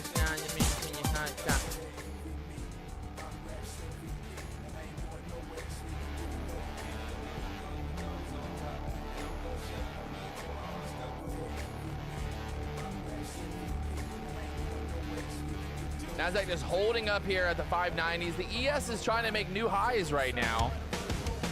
ES is doing something, looking funky right now. ES is up there, 492, 93 area, trying to push up there. Nasdaq's just stuck here, kind of flagging, or I don't even know what it's doing, holding up at the 90s.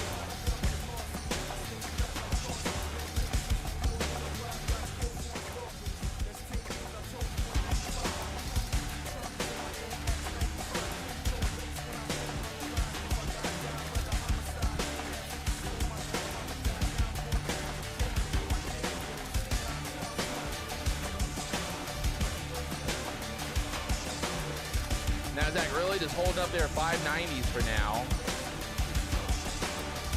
Doug's on tap.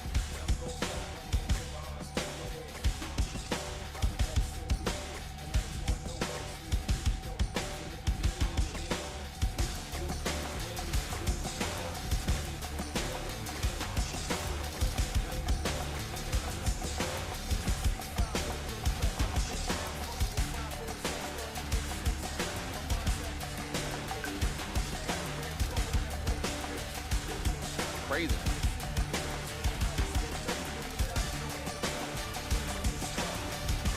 ES is trying to make new highs. Nasdaq's just holding up here at the 600s.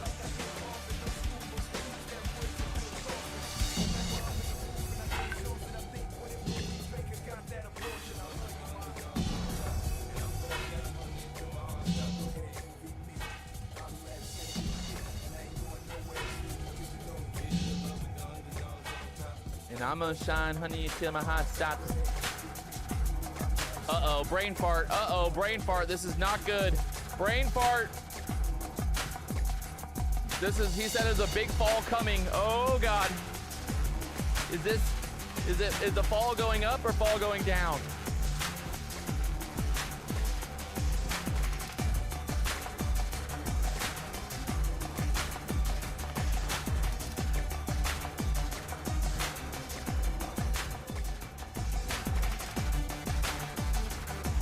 Nasdaq just holding there at the previous day close, that dotted line on the chart. Going absolutely nowhere right now.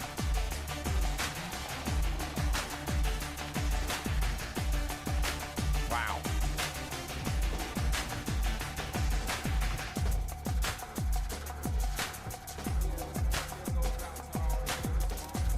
Mama's mom.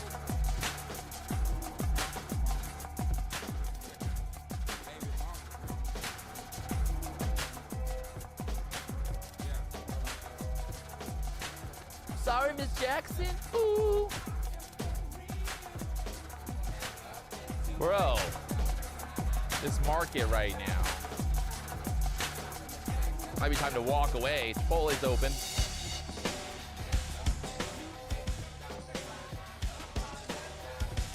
Chipotle's open.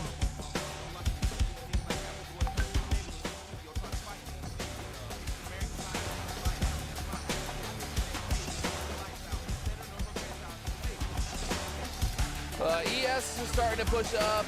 Made a new high, but didn't really go very far. Nasdaq has not made a new high. Nvidia is stuck down there below 182 again. Having trouble. Nasdaq lagging. Need the Nvidia pump. Nvidia needs to start pumping back up here to take the Nasdaq higher.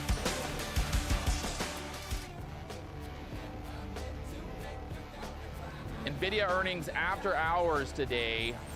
Nasdaq again back down. Good Lord. Getting real tight either way.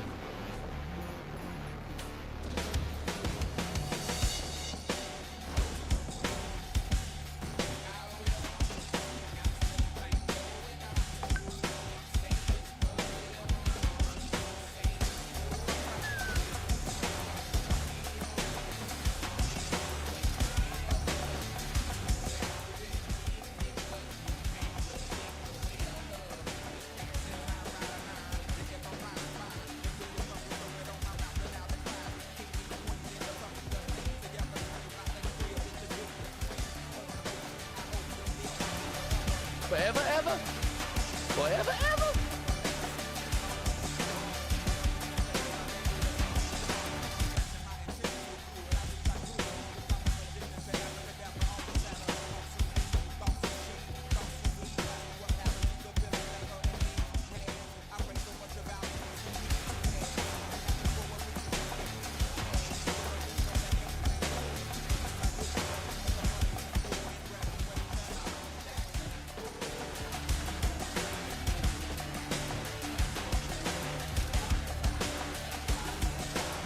All right, well, Nasdaq going absolutely nowhere right now. 5-minute chart, it's wiki both fucking ways.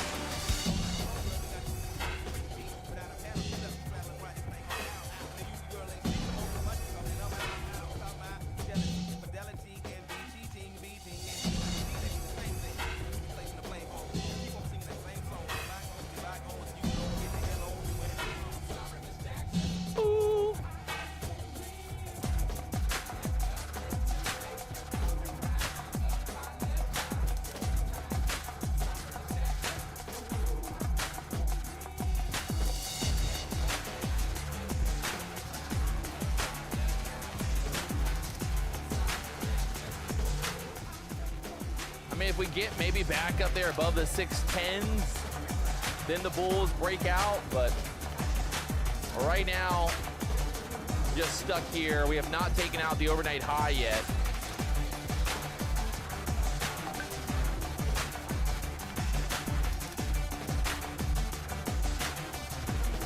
Damn, you were born in the 70s. I was born in 88. 88, bro. This song didn't even come out in the 70s, you idiot. The fuck?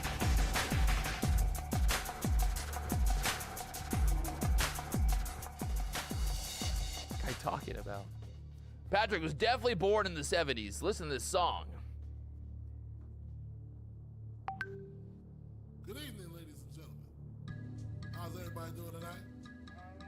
I'd like to welcome to the stage the lyrically acclaimed. I like this young man because when he came out with the phrase, he went from ashes to classic. I like that. So everybody in the house, give a warm round of applause for the notorious B.I.G. The notorious B.I.G. Give it up for him, guys.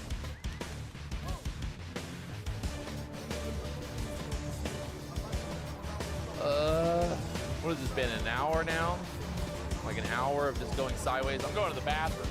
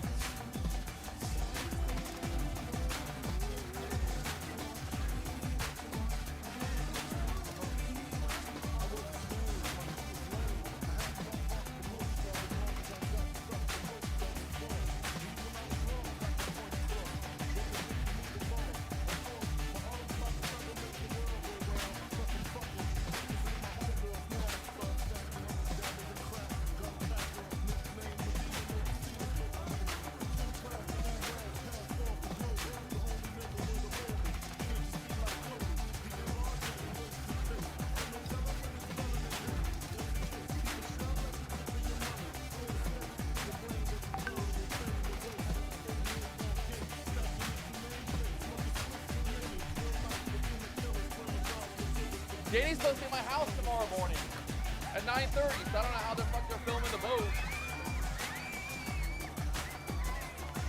What? Yeah, I thought they were yesterday, taking my house at 9:30 tomorrow morning.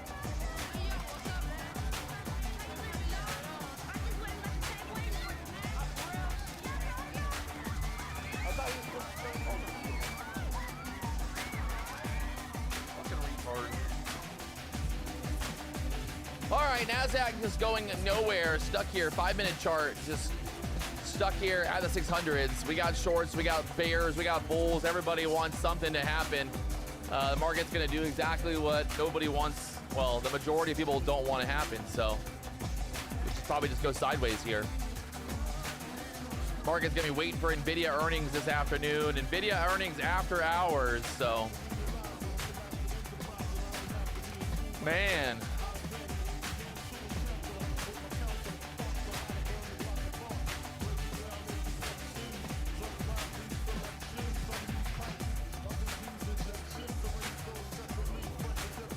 Go Gadget, it's your birthday tomorrow. It's my birthday tomorrow. My birthday, it's only I can be born tomorrow.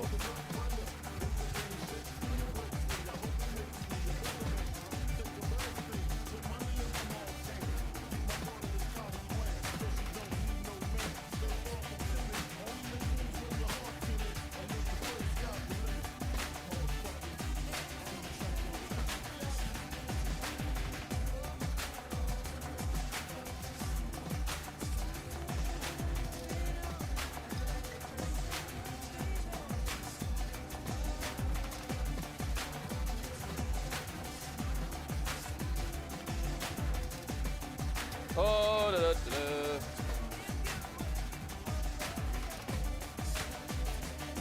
Not really much you can do right here. Just sit tight, do nothing. I mean, even if we sell down, I don't think there's a short. I think there's a long. I think if we sell down to the VWAP, I mean, I'd just be looking to get long down there more than anything, you know. So I don't really see any reason to get short right now. Do I have an idea about the NVIDIA earnings? I mean, I'm praying that they blow out the earnings, but probably won't play that way, to be honest. It'll probably be good numbers, but then maybe their guidance will be bad or something. Who the fuck knows? And then the stock's gonna plummet 30%. Yay! What's the most I can lose, you know? I don't know, it's just money. It's just free money.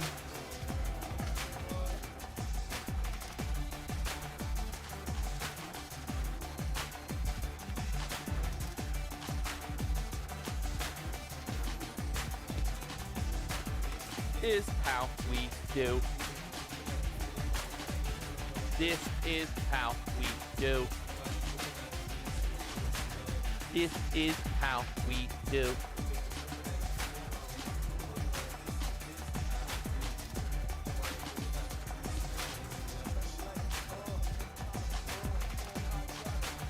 Man, the whole market right now, the Dow, ES, Nasdaq, going nowhere quickly.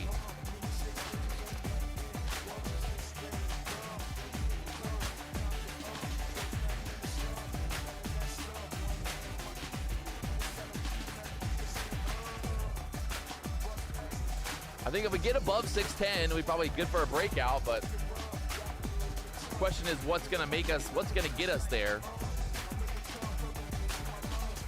The theory would be that we gotta go lower first, and then we break through later. NVIDIA right now just sitting like flirting with being red or green.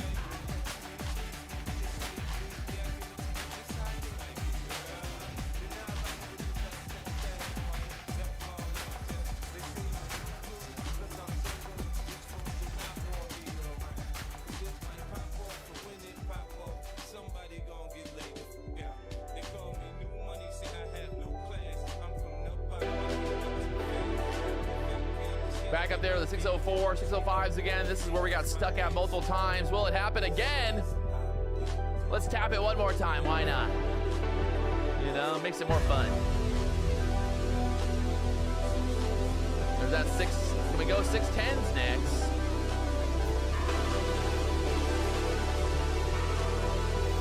5-minute charts trying to break out. I just don't know about it yet. The ES is making move up to the 94s. We need NVIDIA to get above 182s here.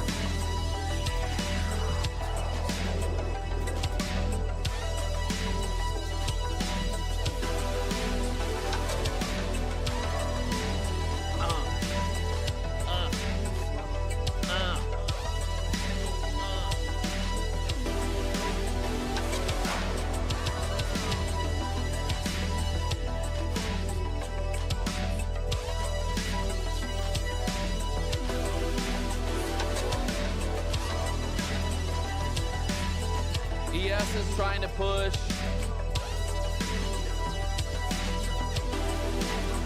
Trying.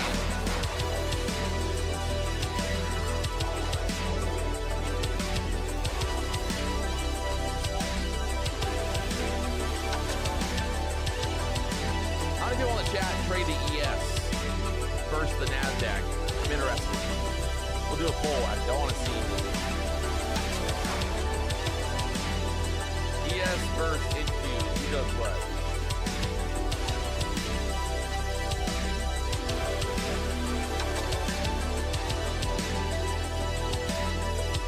I mean, not that if you look at it or not, but which one do you trade?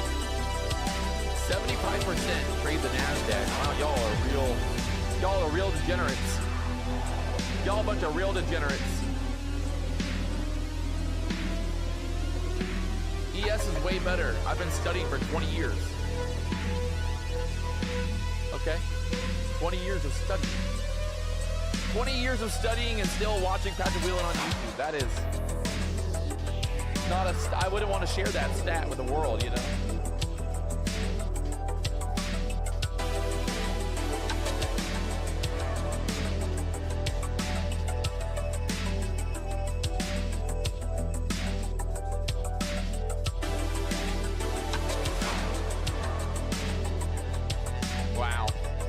Okay.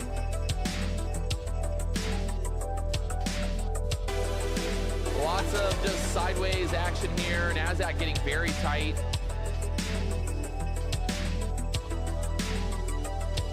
Look at that. Every time, 609 area. Just cannot get through there. 15-minute chart.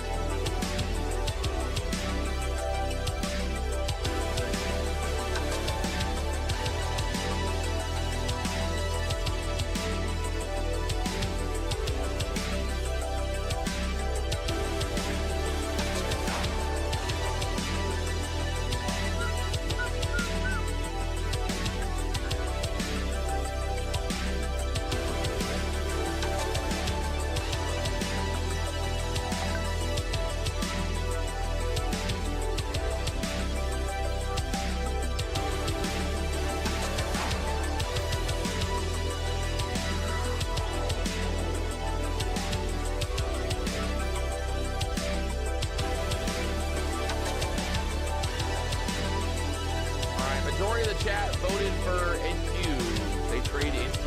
Okay. We need 1,000 likes here on the stream. Come on, dude. We got 860. Let's get a little bit more.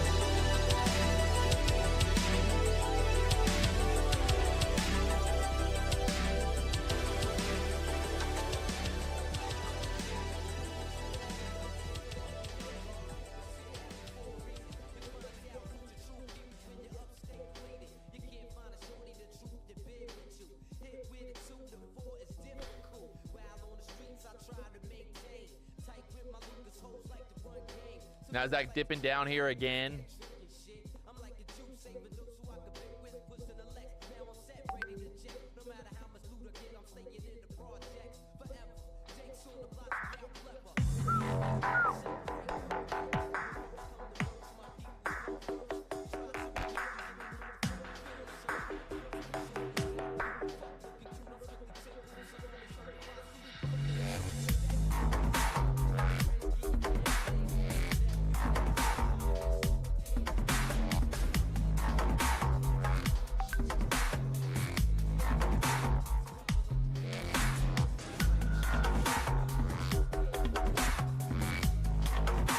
Do I think we're going up or down? I mean,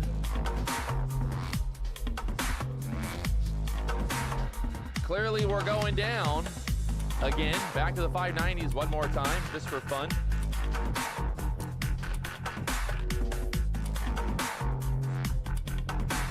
But honestly, I don't know. 5-minute chart touched the 21 EMA again. Just bounced there for a second. Got the VWAP down there, 570s. Opening range high down there as well, 566s. So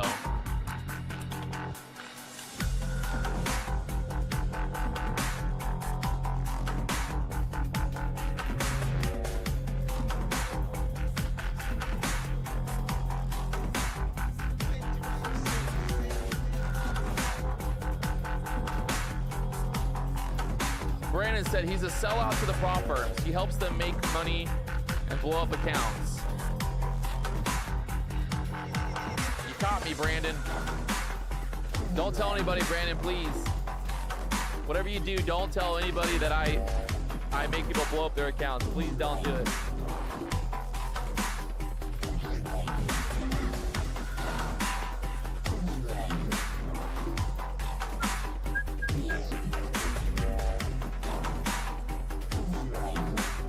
It's just the way it is.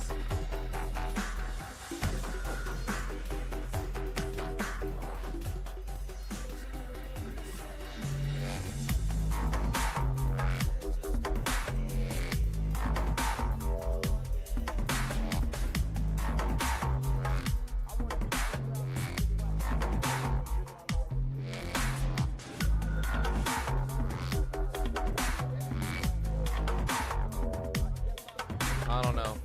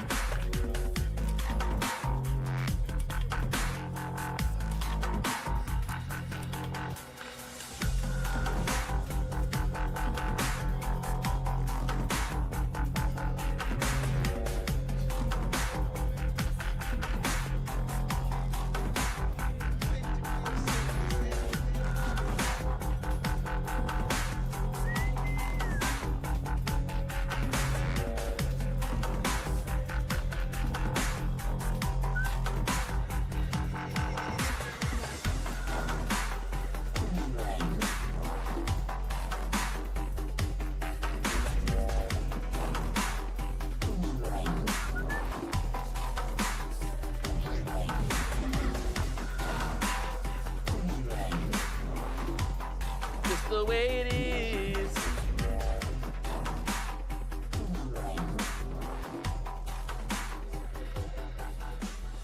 Dude, this market right now.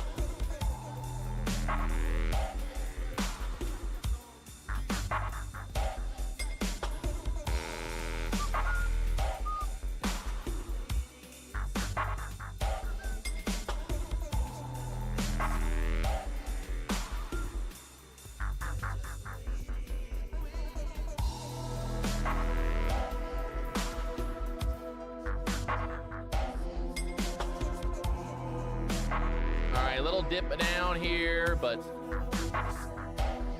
not really much going on there right now. Good time probably just to walk away, honestly. Thinking less, maybe take some longs off the VWAP down there, but just going nowhere right now, so.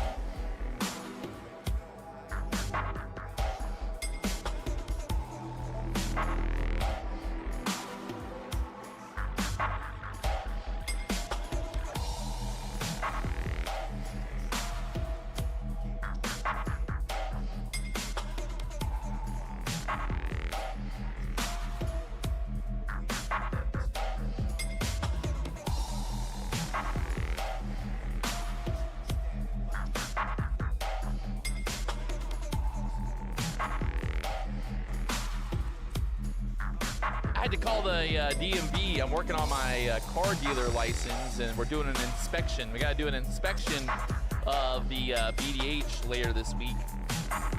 Be my new car dealer.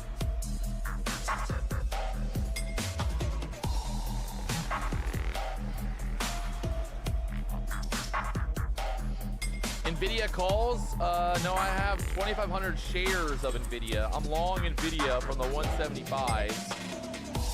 Nasdaq just chopping right back up here again. Like I said, not really any reason to get short here. I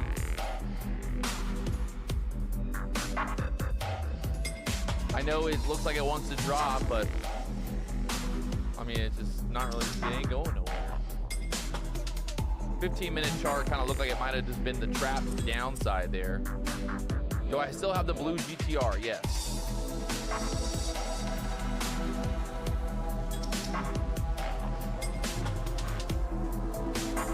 Yeah, the IVs. The IV on Nvidia options are not going to be worth it. Just a Trader said, I would sell Nvidia, gonna drop after the earnings. Well, guess what, Just a Trader? Guess what? I'll just buy more, bro. That's the best part about owning shares. If it goes down to $5, I'll just buy more. It's an Nvidia, bro. You know what I mean? It's Nvidia.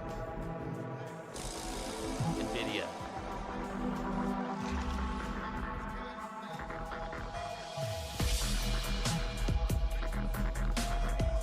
Nasdaq right back up there, 23,600 once again, just fucking chopping around, going nowhere.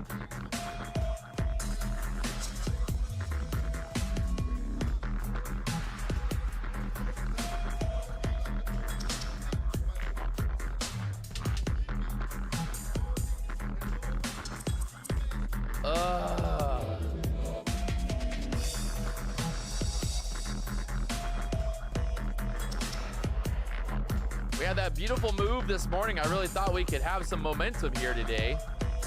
But I think the market's just going to hold out until we get Nvidia earnings. Where did Brain Fart go? Brain Fart, you said 550s. It didn't go to 550.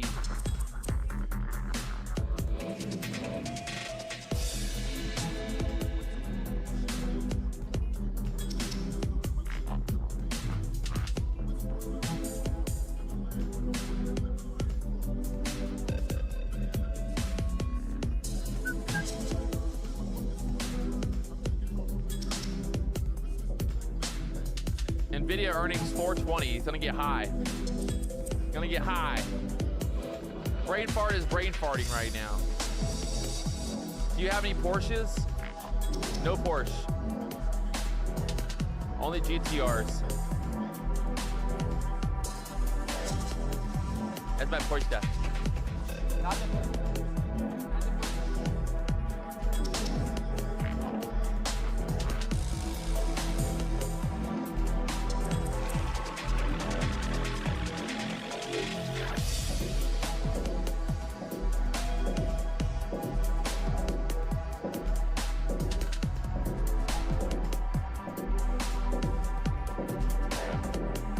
Why don't I have any Porsches? I don't know, man. I'm working on it.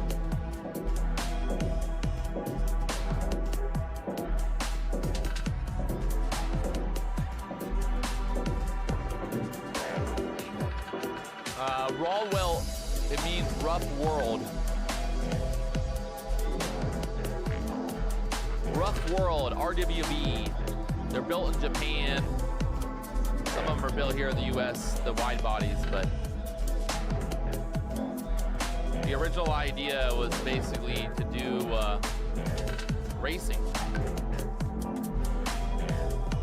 Oh my God. Dude.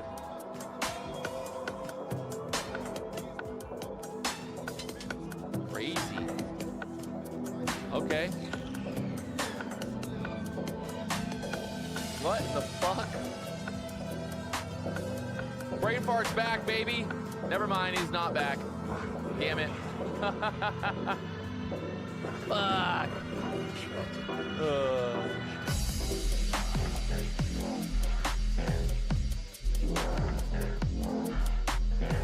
This was the original idea behind these cars. They built these, they're race cars. They're built for racing.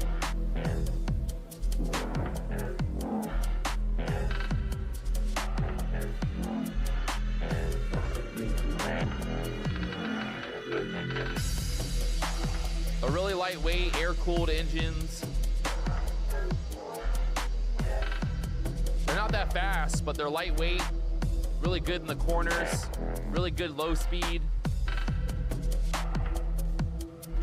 Got the roll cages. They're just stripped down fucking race cars, basically.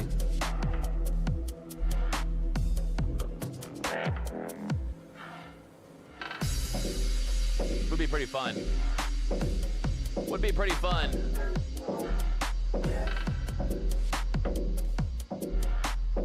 Yeah, but the whole idea of RWB is called Rough World. The cars are not supposed to be like showroom collector cars. They're supposed to be race cars built for racing. So that's the idea of it. Built in Japan for racing. Pretty sick.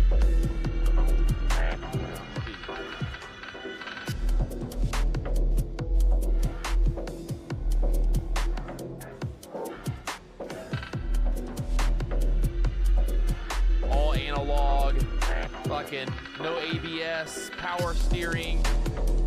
It's just raw energy, baby, raw horsepower. Going racing.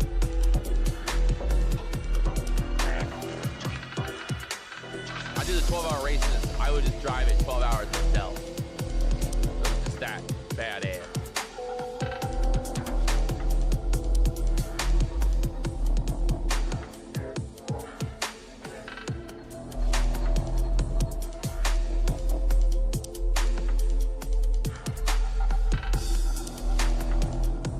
Did the Nasdaq just drop all the way down there to the VWAP and then go right back up?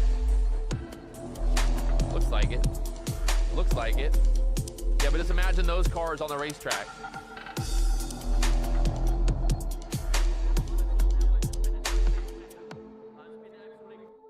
So.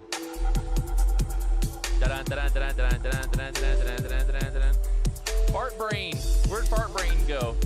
Hey, Fart Brain. Fart Brain, what'd you do? Fart Brain, are you still short? Where'd it go? Fucking, what was that, 575? Fuck, 572 was the low there that came. How we looking, Fart Brain? Are we gonna, are you still short?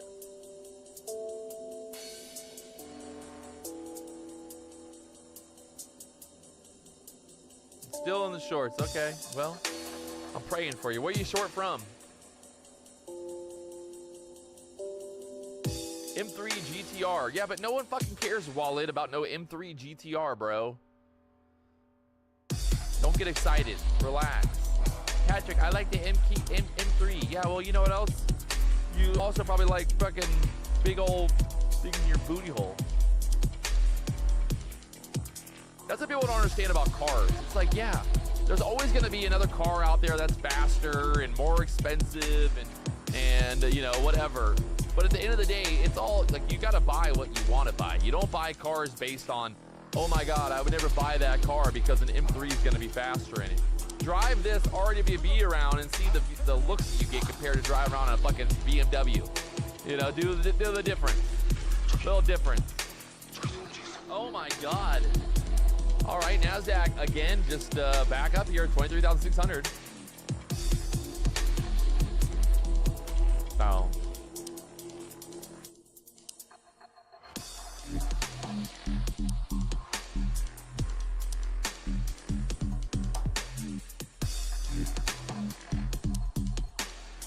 I mean, I think those Porsches alone, I mean, if you think about it, that 930 Porsche right here, it's limited, right? There's not a lot of them in the world. Yeah, I mean, just not a lot of them. in general. And then to have a car that's been, you know, has a story behind it. It was built in Japan, shipped from Japan over to America. Then we're gonna do stuff to it. And you got the red car that's been a famous car online too. They have stories, right? The cars have stories, and I think that's why they have value. You know, in the future, for me, is kind of in the belief that, you know, 20 years from now, if I've still got those cars, they're gonna be worth double or triple or whatever. Kind of the theory. Any big deals for MFFU? Maybe tomorrow. If you're looking to buy a prop firm account, tomorrow might be the day. Might be some good deals out there. I don't know exactly. I told all the prop firms that it's my birthday, so they better have a fucking good deal. So we'll see. How much did I pay? I mean, you got all white. The mint one, I'm not gonna tell you the exact number just because, you know, it's part of the inner workings of the dealer life, but that's about a $250,000 car all day. And then the red car, probably like 270, 280 on a good day if you put it in retail and you trade and you sold it. So obviously I bought it for cheaper because I'm not buying retail. But like the mint car, we actually, like I said, we brought it over from Japan. The guys in Miami, RMC Miami, imported it from Japan. It was hand built and then brought over here. So I like it, like it. I like it, like it, like it. I'll show you some more. I'll put some music here. Japanese music. Oh my. Brain fart, what's happening?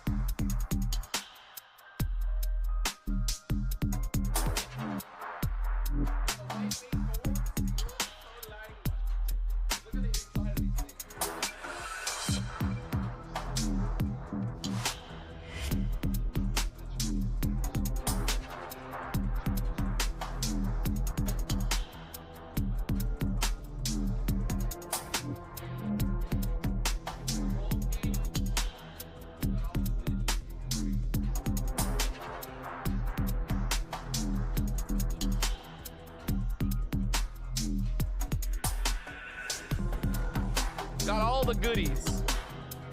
Hey, what happened? Fart brain. Fart brain. Dude. Nasdaq just went to the moon when I was showing the cars live on YouTube. What a time to be alive. Damn it.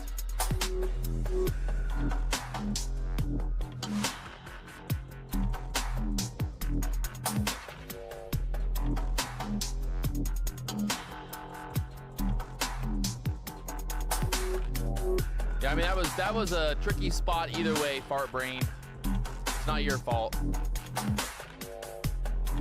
Not your fart brain.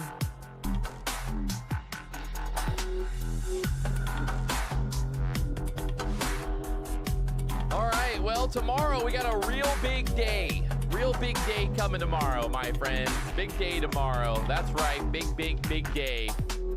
I might come back later and stream the NVIDIA earnings just to experience the drama together.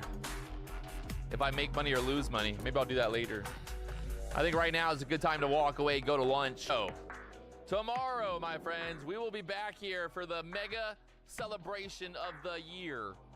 We got deals, we got discounts, we got Donald Trump also coming. I'm telling you, Donald Trump will be here tomorrow. I'm not lying.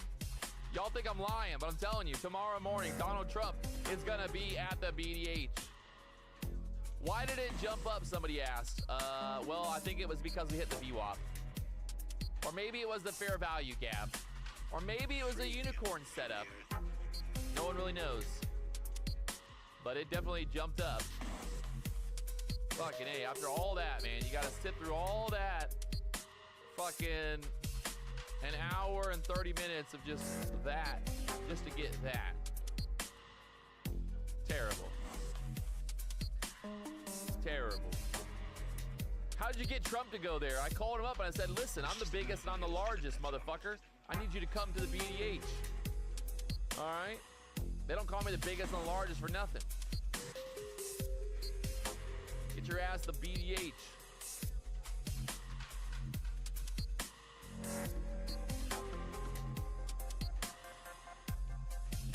Oh, it's happening. He's gonna be here.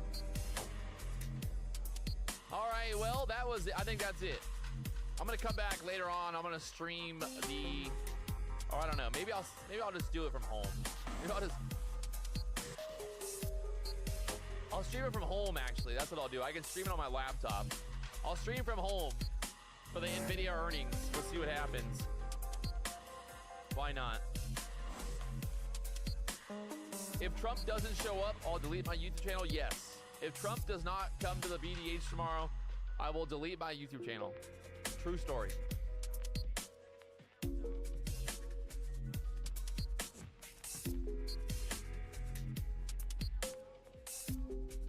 Bing, bing, bing, bing, bing, bing, bang. Nah, I'll come back to the BDH for the stream. 4 o'clock. I'll be back here 4 o'clock. We're gonna risk $400,000 on Nvidia.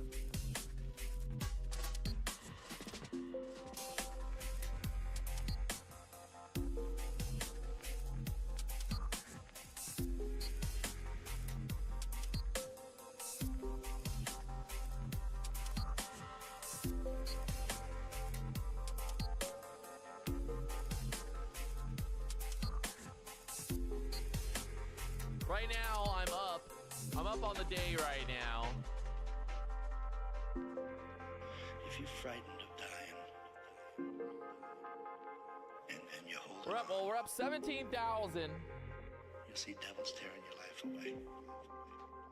We got 25 shares of Nvidia going into the earnings. If you've made your peace, So then the devils see will what be happens. angels, freeing you. oh, from it's the gonna earth. be fun. It's just a gonna be matter of how fun you either look at way. it, that's all. Nasdaq back up there, 624s.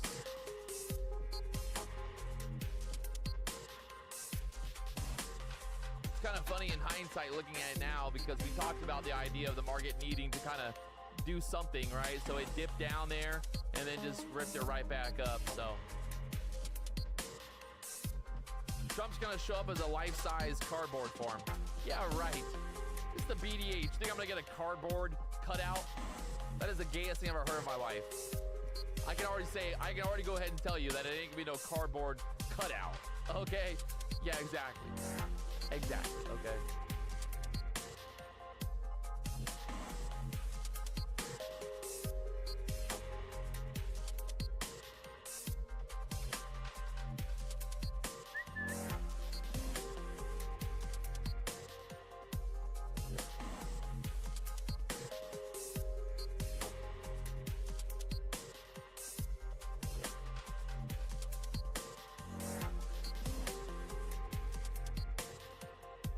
Why are you more into cars? ... real estate. I don't like real estate. I like cars. If everybody in America buys real estate, is that really truly the secret to getting rich? You know, if everybody's doing something, that might be a sign. Might be a sign.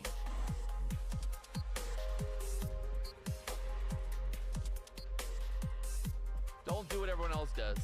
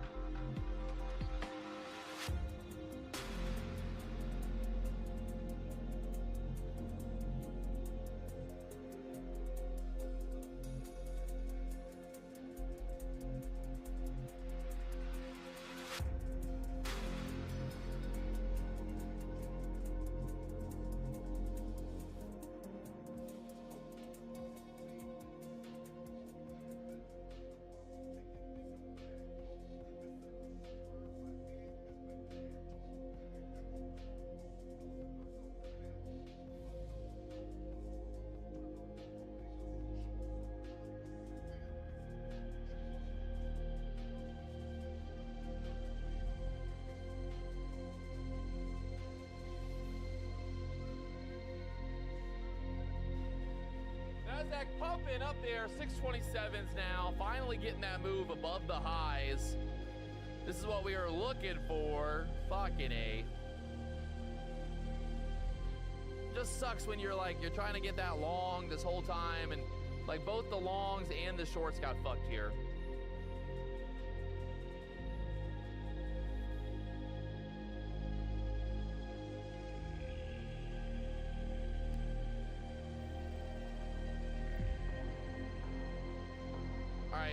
I see people arguing about the real estate thing. Think about it like this, all right? Let's think about it like this. You ready for this? Okay, so for me personally, I live in a $3 million house. I pay rent, all right? I pay $8,000 a month rent for a 3-4 bedroom house with a pool on the water, everything. All right, so let's say I go buy a $3 million house. All right, what's my mortgage look like? It ain't $8,000 a month, that's for sure. All right, so then let's talk about taxes. The taxes alone, all right, taxes alone are gonna be $30,000 to $40,000 a year. Then you've got the maintenance. Then you've got the seawall. Then you've got all the other shit to worry about. Where's the benefit to me? Where do I benefit? If I'm gonna live in that house for the next 10, 20 years, okay, maybe there's benefit there. But if I'm not gonna live there for fucking 20 years, I don't think there's a benefit to it. I think renting is the way to go, for me personally, right? I make a lot of money. I don't need a house to create wealth, right? I don't need equity in a house to become a millionaire. I already am a millionaire. So like I have a friend of mine, he sold his house, right? He sold his house for $900,000. He paid like $600,000. So he had $300,000 worth of equity. Well, guess what he did? He went and bought another house. Well, he had to pay obviously retail price because that's, you know, the housing market. So he bought another house for $1.7 million. So he took the $900,000, or let's say the $300,000 in equity that he had from the other house, and he rolled it into his new house. So now he has a $1.7 million house that he put $300,000 of equity into it. He still owes, you know, 1.3, 1.4 million on it. So let's say then in 5 years from now, he sells that house for $2 million. He sells that house for $2 million. He's now got another $300,000. Now let's just say he's pretty much made $600,000 worth of equity. But what's he gonna buy? What's he gonna buy in the future? He's gonna buy another house, right? He's gonna pay obviously premium again because he's buying another house. So now the other house he's buying, everyone thinks they're getting rich because they have equity in their home. The truth is that equity is a fugazi, because you can't sell your house and then go out and buy another house for, you know, like a big discount. You know, think about that. Like, how's that gonna work out? You're gonna sell your $1 million house on the water in Pompano, and then you're gonna do what? Go move into the fucking swamps? You know?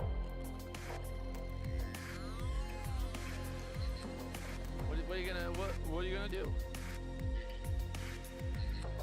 True, but he's upgrading. I mean, I feel like I've upgraded. You know? I don't know, I feel like I've updated. My first house was $1,000 a month. I lived in an apartment, right? My second house, $2,000. My third house, $3,000. My next house, $4,000. The next house, $5,000. And then now $8,000. So now $8,000 a month, and that's just what I paid. Right? I'm not paying taxes. I'm not paying insurance. I'm not paying for the pool. I'm not paying for the yard. I'm not paying for nothing. I don't pay when the roof leaks. I don't pay when the fridge breaks. I don't pay when the AC goes out. Like I said, for people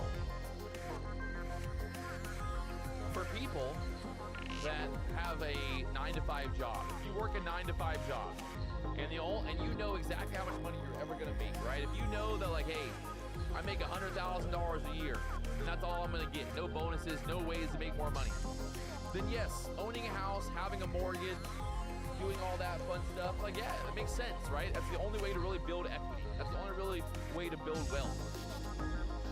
But for me, I make $1 million a month.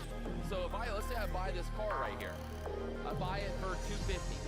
right? I sit on it for 5 years. I'm not losing money on it. Then I sell it for 350. Do I make a lot of money on it? No. But it's just a store of value. It's an asset.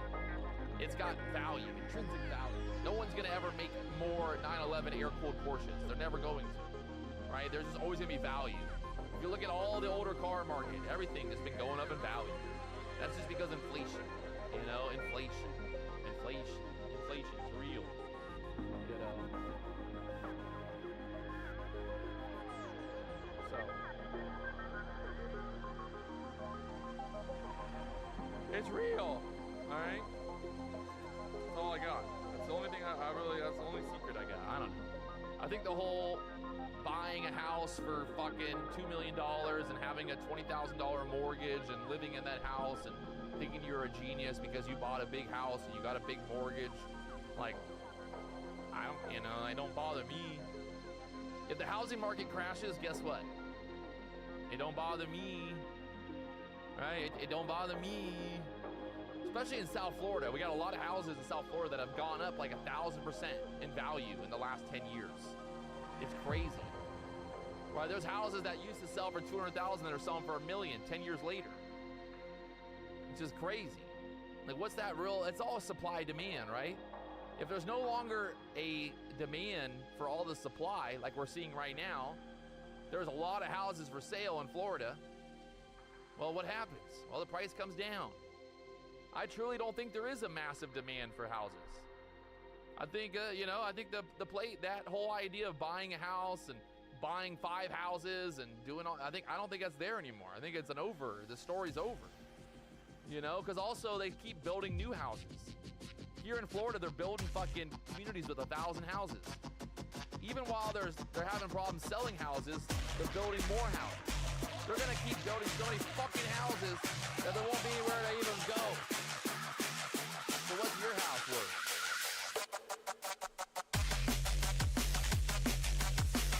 Yeah, discount printing expert. Bought a 350K house 10 years ago.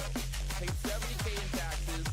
Insurance is $4,000 per year, and the house is worth $450K now. I mean, like I said.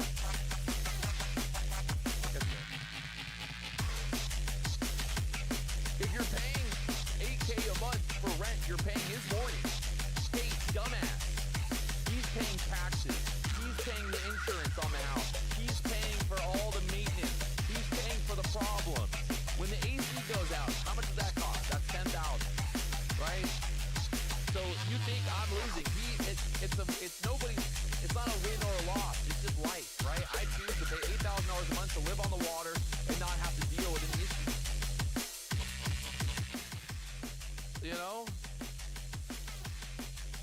That's $96,000 a year in rent, yes.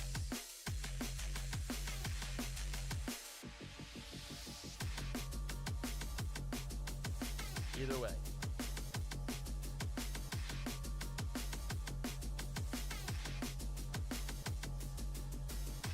There ain't no problems. It's a joke of an excuse. Hey, Green Grape, clearly you don't live in a nice house. Clearly. There is expenses. Florida. Dude, have you ever been to Florida? Everything breaks in Florida. It's so fucking hot and so humid. Everything rusts, everything falls apart. Your roof leaks.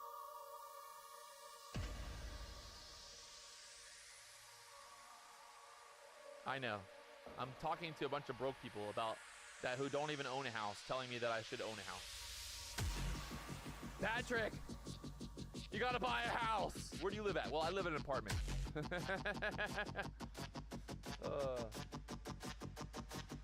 Again, like I said, it's at some point, maybe I'm gonna buy a house in the future. At some point, maybe if I see an opportunity, there's a house that I really want to buy. But honestly, right now, I don't even know where I want to live the rest of my life. You know, like, so why go buy a house and fucking deal with all that for nothing? I'm chilling. I mean, and I think people tell me, like, Patrick, you should buy houses and rent them out. Like, that is the last thing I want to deal with. You know, like, think about it. Okay, let's say I buy 5 houses. How much money am I gonna make per month? Let's just say I buy like a 5 fucking rental houses. What is the profit I'm gonna make per month? You know, what's the profit? Like, what am I gonna really, like, let's be honest. Like, let's say I rent them all out for $5,000 a month. Let's just say I have 10 houses and I'm renting them all out for $5,000 a month, and my carry cost on the house is $3,000. So I make $20,000 a month, right? I make $20,000 a month. And that's like if I'm lucky, right? Well, I make that in one day. So do I really want to spend a whole month to make $20,000, or do I just want to make $20,000 in one day? You know, I don't know. I think there's better ways. Better ways to make money. Better ways to make money. Your house value goes up, though. You know what else goes up? Stocks, cars, a business. My business. I make more, guys. I've only been making more and more money every year of my life. Last year I made $6 million. This year I've already made close to fucking $9 million, and the year's not even over. So it's like, yeah, maybe some people, their only way of getting rich is hoping and praying that their house value goes up. Or, you know, you make more money. You make more money. As we release to increase More money. the body heat. More money.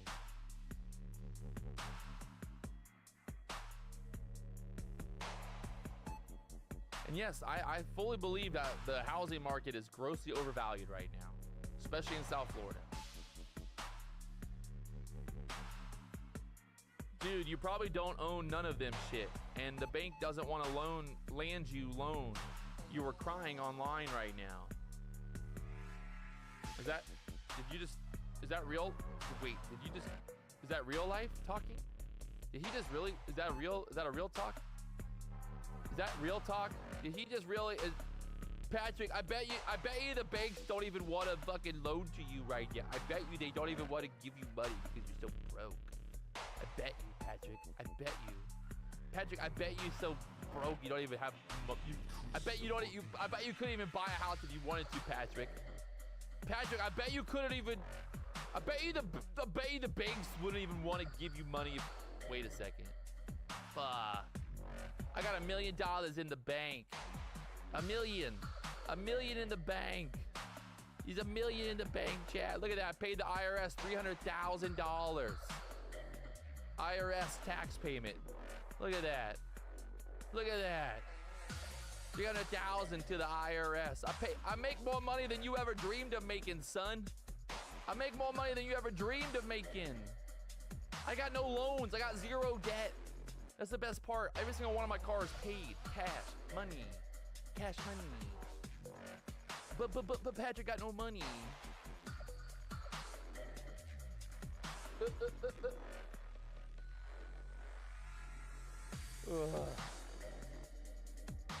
But hey, whatever. Hey, you know the nice thing about those cars as well? Guess what? I don't pay taxes on them, right? I don't pay yearly taxes.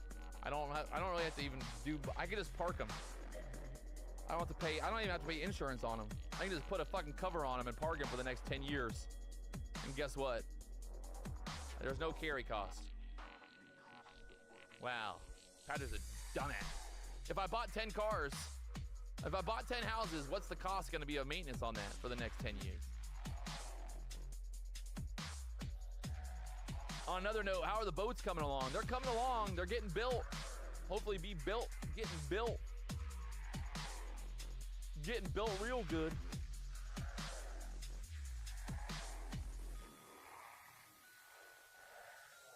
Why can't you just buy a piece of land somewhere in Africa and you be a king? I'm already a king. Why do I need to live in Africa to be a king? The fuck?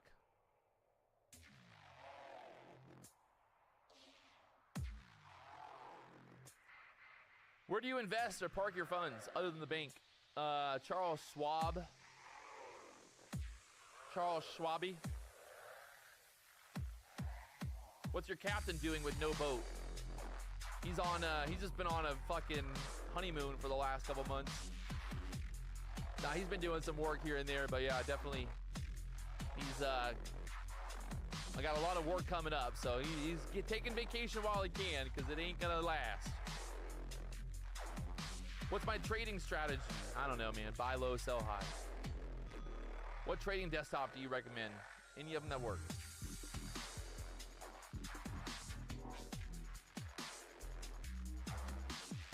why'd you get 2? Real question. I mean, you're asking the guy whose office is called the BDH why he bought 2 boats? You know what I mean? Like, more money than you ever dreamed of making, son. I make more money than you ever dreamed of making. I got no loans. I got 1,000 to IRS to buy a house if you pay. The banks wouldn't even want to give you money if. Wait a second. Fuck. I got $1 million in the bank. $1 million. $1 million in the bank. He's $1 million in the bank, chat. Look at that. Paid the IRS $300,000. IRS tax payment.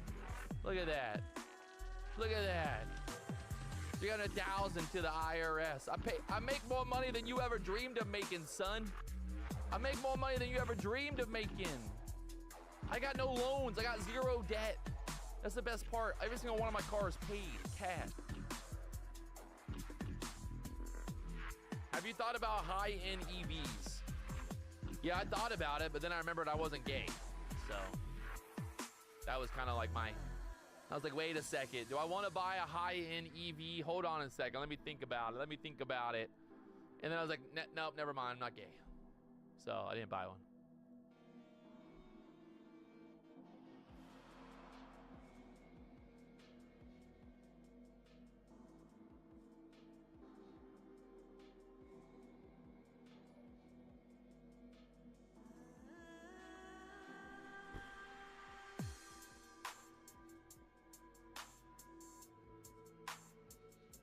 Well, Nasdaq.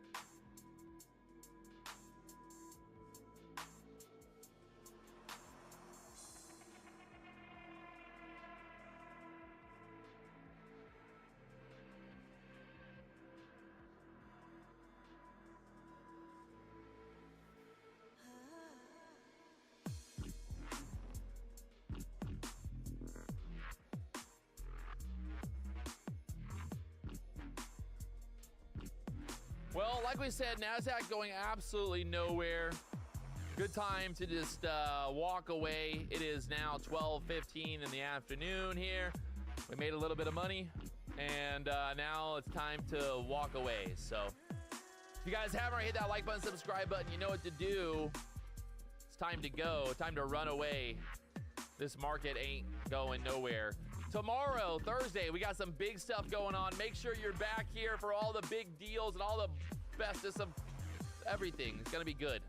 Tomorrow, popping off. BDH birthday. Let's go, baby. It's my birthday. It's my birthday, chat. Talk to y'all later on.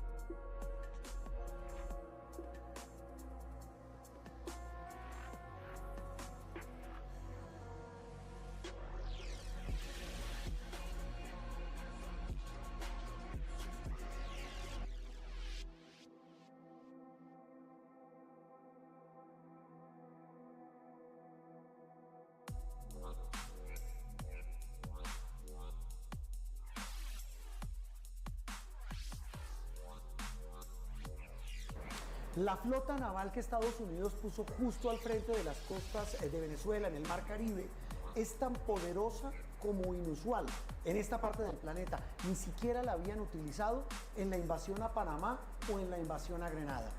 ¿Qué tan poderosa es realmente esa flota que puso el presidente Trump para amenazar al gobierno o al régimen de Maduro? Bienvenidos a La Clara.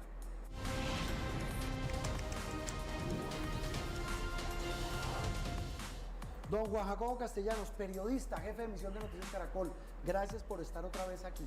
Juan, mil gracias por invitarme a su clave. Usted viene siempre aquí a hablar de temas que a usted le apasionan y por eso lo invitamos. Muchas gracias. Vino aquí hace unos meses a hablarnos de los aviones Gripen que Colombia va a comprar. Sí, son señor. suecos, aviones de combate, que usted tuvo el privilegio, la osadía de montarse en uno con el piloto, probarlo en Suecia, etc. ¿Hace cuánto usted cubre estos temas militares y le encantan estos temas? Perdóname la expresión que suena a chiste, pero no es chiste, sobre estos juguetes militares. Hace 10 años usted me dio la oportunidad de arrancar en Caracol Televisión, Noticias Caracol, de cubrir la fuente de orden público, y desde ahí en adelante hemos venido explorando en estos temas de armamento también. ¿Cómo se especializa en eso? ¿Cómo hace uno para entender algo que pues uno realmente no tiene? Yo no tengo ni idea, uno no tiene el contacto con armas, con equipo militar, con arsenales. Oyendo a los expertos, preguntándole a los militares y consultando y leyendo un poco sobre el tema. Nuestra compañera Teresita Aya, que Sí, señor. estuvo hace 8 días aquí sentado, hablaba con nuestros amigos televidentes de la posibilidad de que Estados Unidos use esa flotilla, en ese momento no había salido de sus bases en Estados Unidos, rumbo al Caribe, ya lo habían anunciado. Y hablamos de la parte política.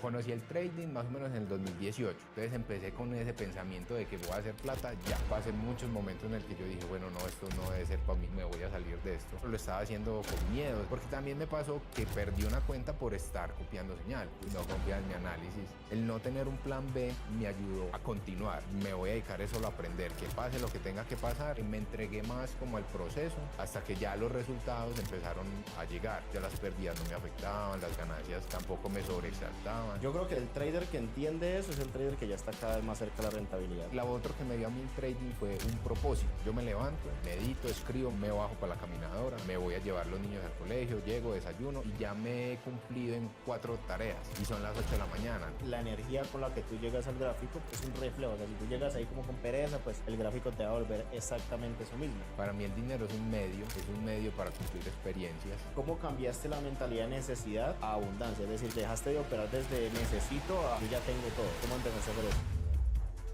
Hey traders, quiero darle la bienvenida a este nuevo podcast. Aquí estoy con David, mi hermano. Qué gusto que estés por acá. ¿Cómo estás? Excelente. ¿Cómo te estás sintiendo? La verdad un poco nervioso, Esa es la pero idea. bueno, contento, muy agradecido, realmente muy agradecido con la oportunidad que me estás dando para estar con vos en el podcast. Bueno, genial. David, para los que están apenas viendo este podcast, es un alumno mío. Estoy muy orgulloso de tu proceso, mi bro, porque la verdad siento que has avanzado. De hecho, tú fuiste una de las primeras personas que entró a mi programa, ¿no? Sí, alrededor como 3 años más o menos que empezaste con el programa de fondeo. ¿Cómo te has sentido desde eso? ¿Cómo lo viste? Cuando yo comencé, realmente comencé y empecé con la estrategia y me fue bien. O sea, me fue bien, tuve una racha positiva muy bacana, pero empezó una racha negativa de meses. Ok.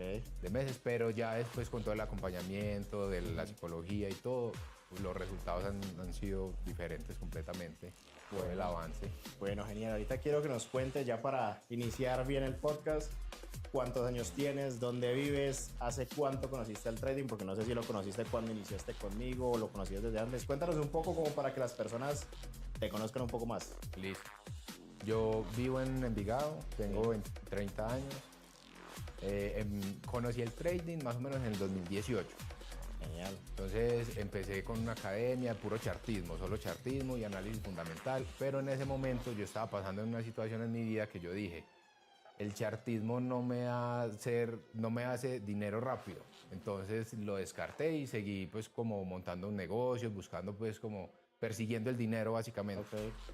Entonces ya después comencé más o menos como el 2020, otra vez como por los laditos, a ver, pero no, había algo como que no conectaba, y ya después empecé con vos ya directamente, y en ese momento yo sí dije, bueno, me gustó la estrategia, me gustó cómo explicabas todo, yo dije, aquí es, y aquí me meto con toda. Bueno, genial. Ahorita me estás diciendo que tuviste como una buena racha al principio y luego empezaste como mal. Quisiera que me contaras un poco más sobre eso, cómo lo transitaste y cómo lo viviste y cómo cambiaste ese resultado negativo.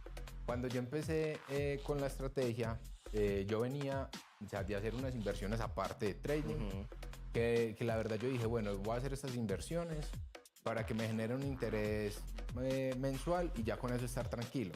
Okay. Y por cosas de la vida, todas las inversiones se cayeron, se perdió todo, yo fui madre. Entonces, cuando empecé con el trading, yo dije, bueno, aquí me recupero. Entonces empecé con ese pensamiento de que voy a hacer plata ya. Entonces empecé y me compré mi primera cuenta de fondeo. La primera fase... ¿De qué tamaño la compraste? De 10.000. Ok, súper. Entonces me compré la cuenta y la primera fase la pasé con un 20%. Ya me entregaron la segunda fase y yo dije, no, yo ya me había gastado la plata del primer retiro. Yo ya dije, qué locura. Yo ya dije, no, ya con esto yo ya me planteé otra vez. Y en esa segunda fase no le metí ni un solo trade positivo. Todos negativos. Todos negativos. Entonces le traté de aguantar con gestión de riesgo, pero no, fue imposible. Entonces, después de perder esa cuenta, empezó algo, pues como un proceso negativo en mí, como que, entonces fue como un proceso más vengativo en ese momento, como que, bueno, entonces ese proceso me duró como 8 o 9 meses. Claro, bastante tiempo. Donde yo siempre me presentaba al mercado. Y llegaba al mercado y trade que ponía, trade que seguía pérdida. Entonces, realmente yo dije, bueno, pasé muchos momentos en el que yo dije, bueno, no, esto no debe ser para mí, esto, me voy a salir de esto. Pero hubo algo que hice al principio, es que antes de yo llegar al trading, yo comenzaba digamos, emprendía con un negocio y el negocio iba empezando a caminar y yo ya montaba otra cosa porque yo dije, si este no me da, entonces tengo este plan B. Buscando la seguridad en... Eso. Okay. Entonces, pero lo estaba haciendo con miedo, o sea, yo ya en este momento yo analizo y yo dije, bueno, estaba operando era desde el miedo, completamente.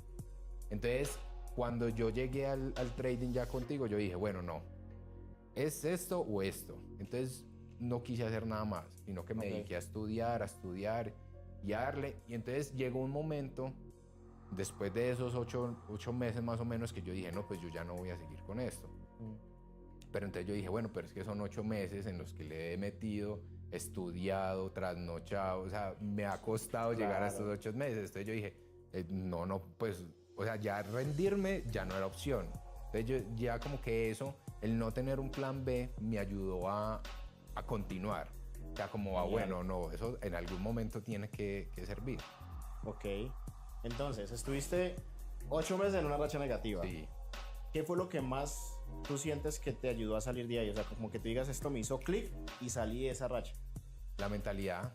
O sea, yo en ese momento, yo estaba operando con miedo porque venía de una racha negativa y porque le tenía la presión de que yo necesito sacar dinero de esto para pagar mis cosas. Ok. Entonces, en el momento que yo dije, me voy a dedicar solo a aprender, que pase lo que tenga que pasar, y me quité le quité al trading como esa responsabilidad de sostenerme.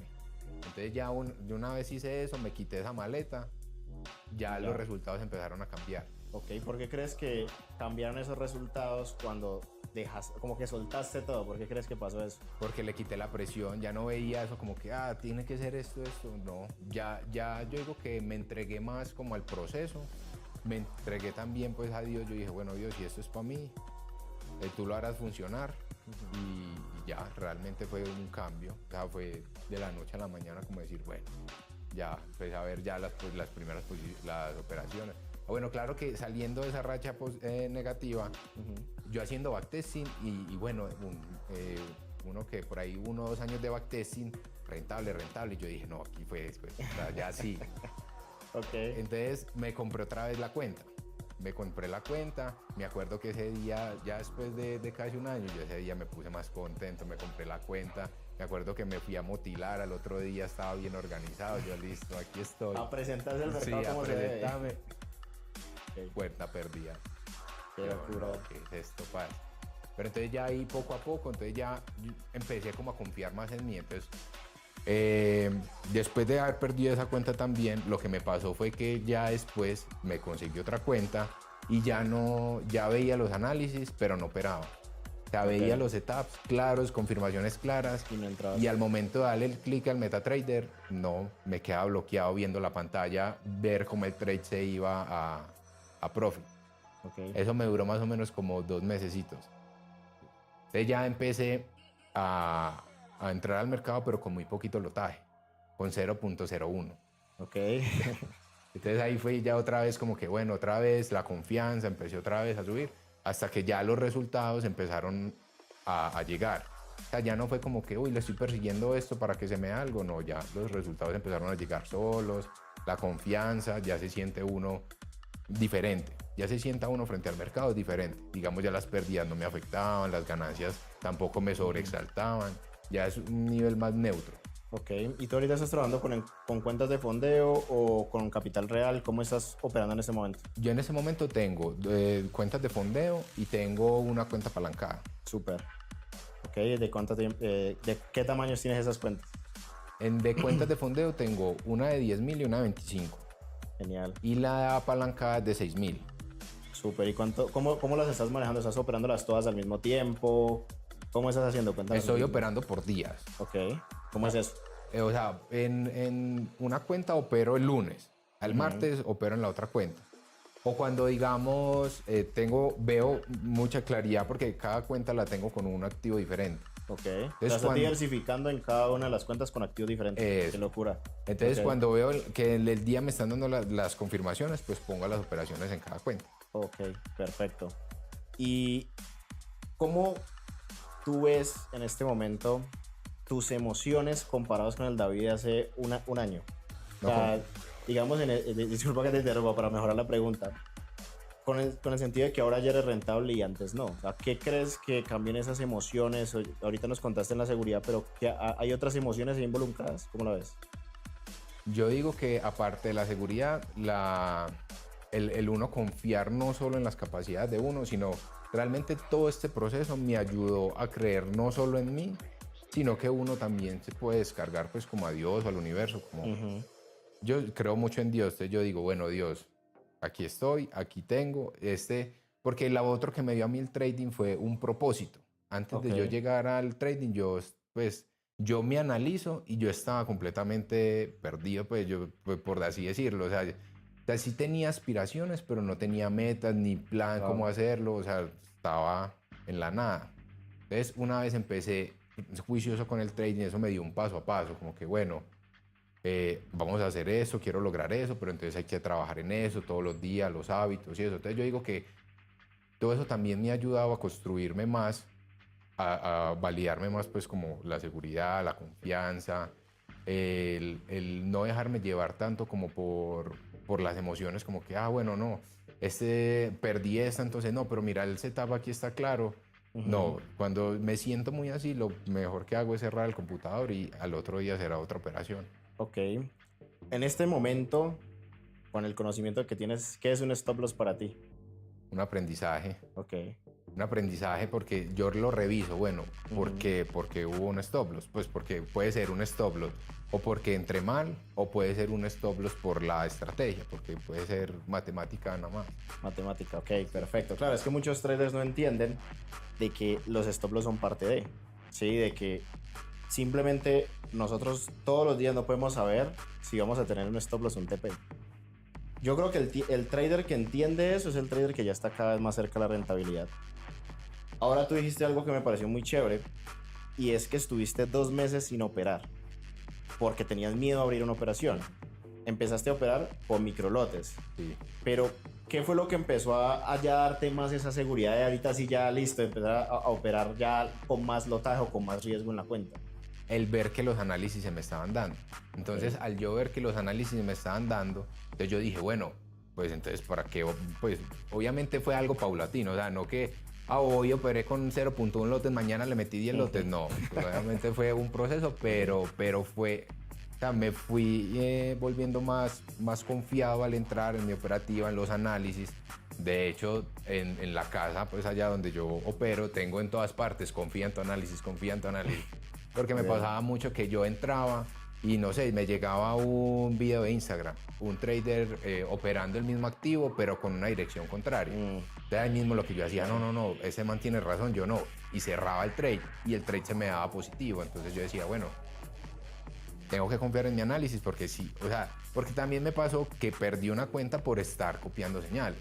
Oh, esa no la sabía. Entonces, ¿cómo es eso? Entonces llegué y pagué una membresía, listo. Entonces era una academia que daba puras señales. Okay. Entonces yo dije, listo, con esto sí retiro. Y entonces me pareció muy curioso, y lo que es la mentalidad, todo lo que influye, me parece muy curioso porque todas las señales que yo tomaba eran las señales que salían perdedoras. Okay. O sea, yo a esa cuenta estuve al 0.5 positivo a cuenta de señales y ya de ahí para atrás, para atrás y copiando las mismas señales. Entonces era muy charro porque yo copiaba una señal, parámetros, todo igual. Y yo salía en pérdida y en el grupo montaban TP, y yo, pero ¿qué está pasando?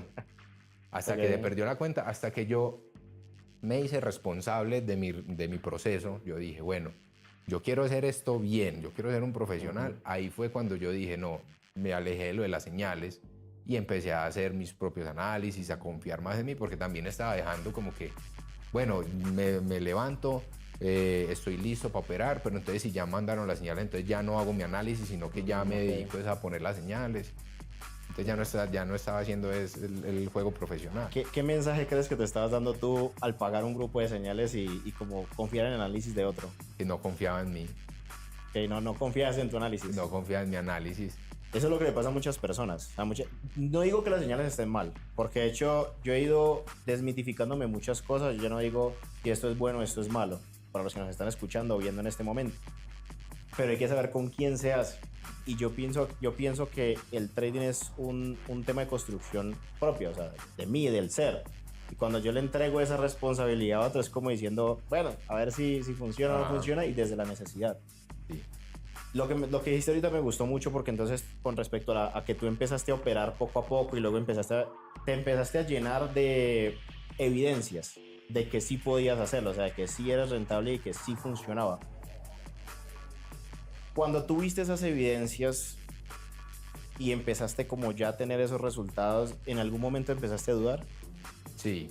¿Y cómo lo manejaste? Sí dudé, pero ya era un pensamiento diferente. O sea, como que me llegaba la duda y yo dije, no, pero es que si yo ya vengo de ese proceso, ¿cómo me voy a volver a devolver?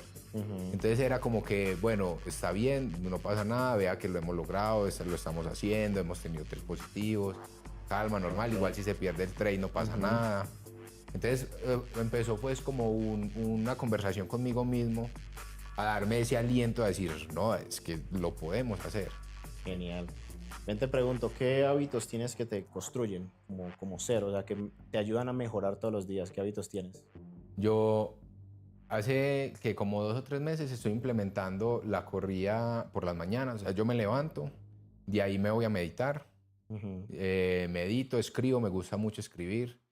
intenciono como el día y bueno, y lo de las metas, los agradecimientos. Ya de ahí me bajo para la caminadora, unos 30, 40 minuticos.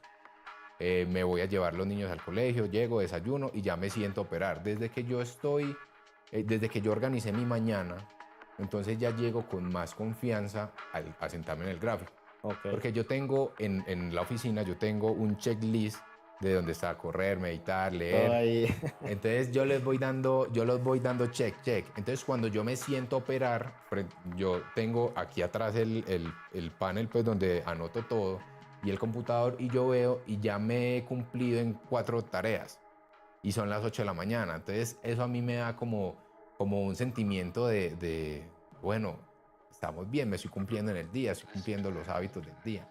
Ok, qué chévere eso.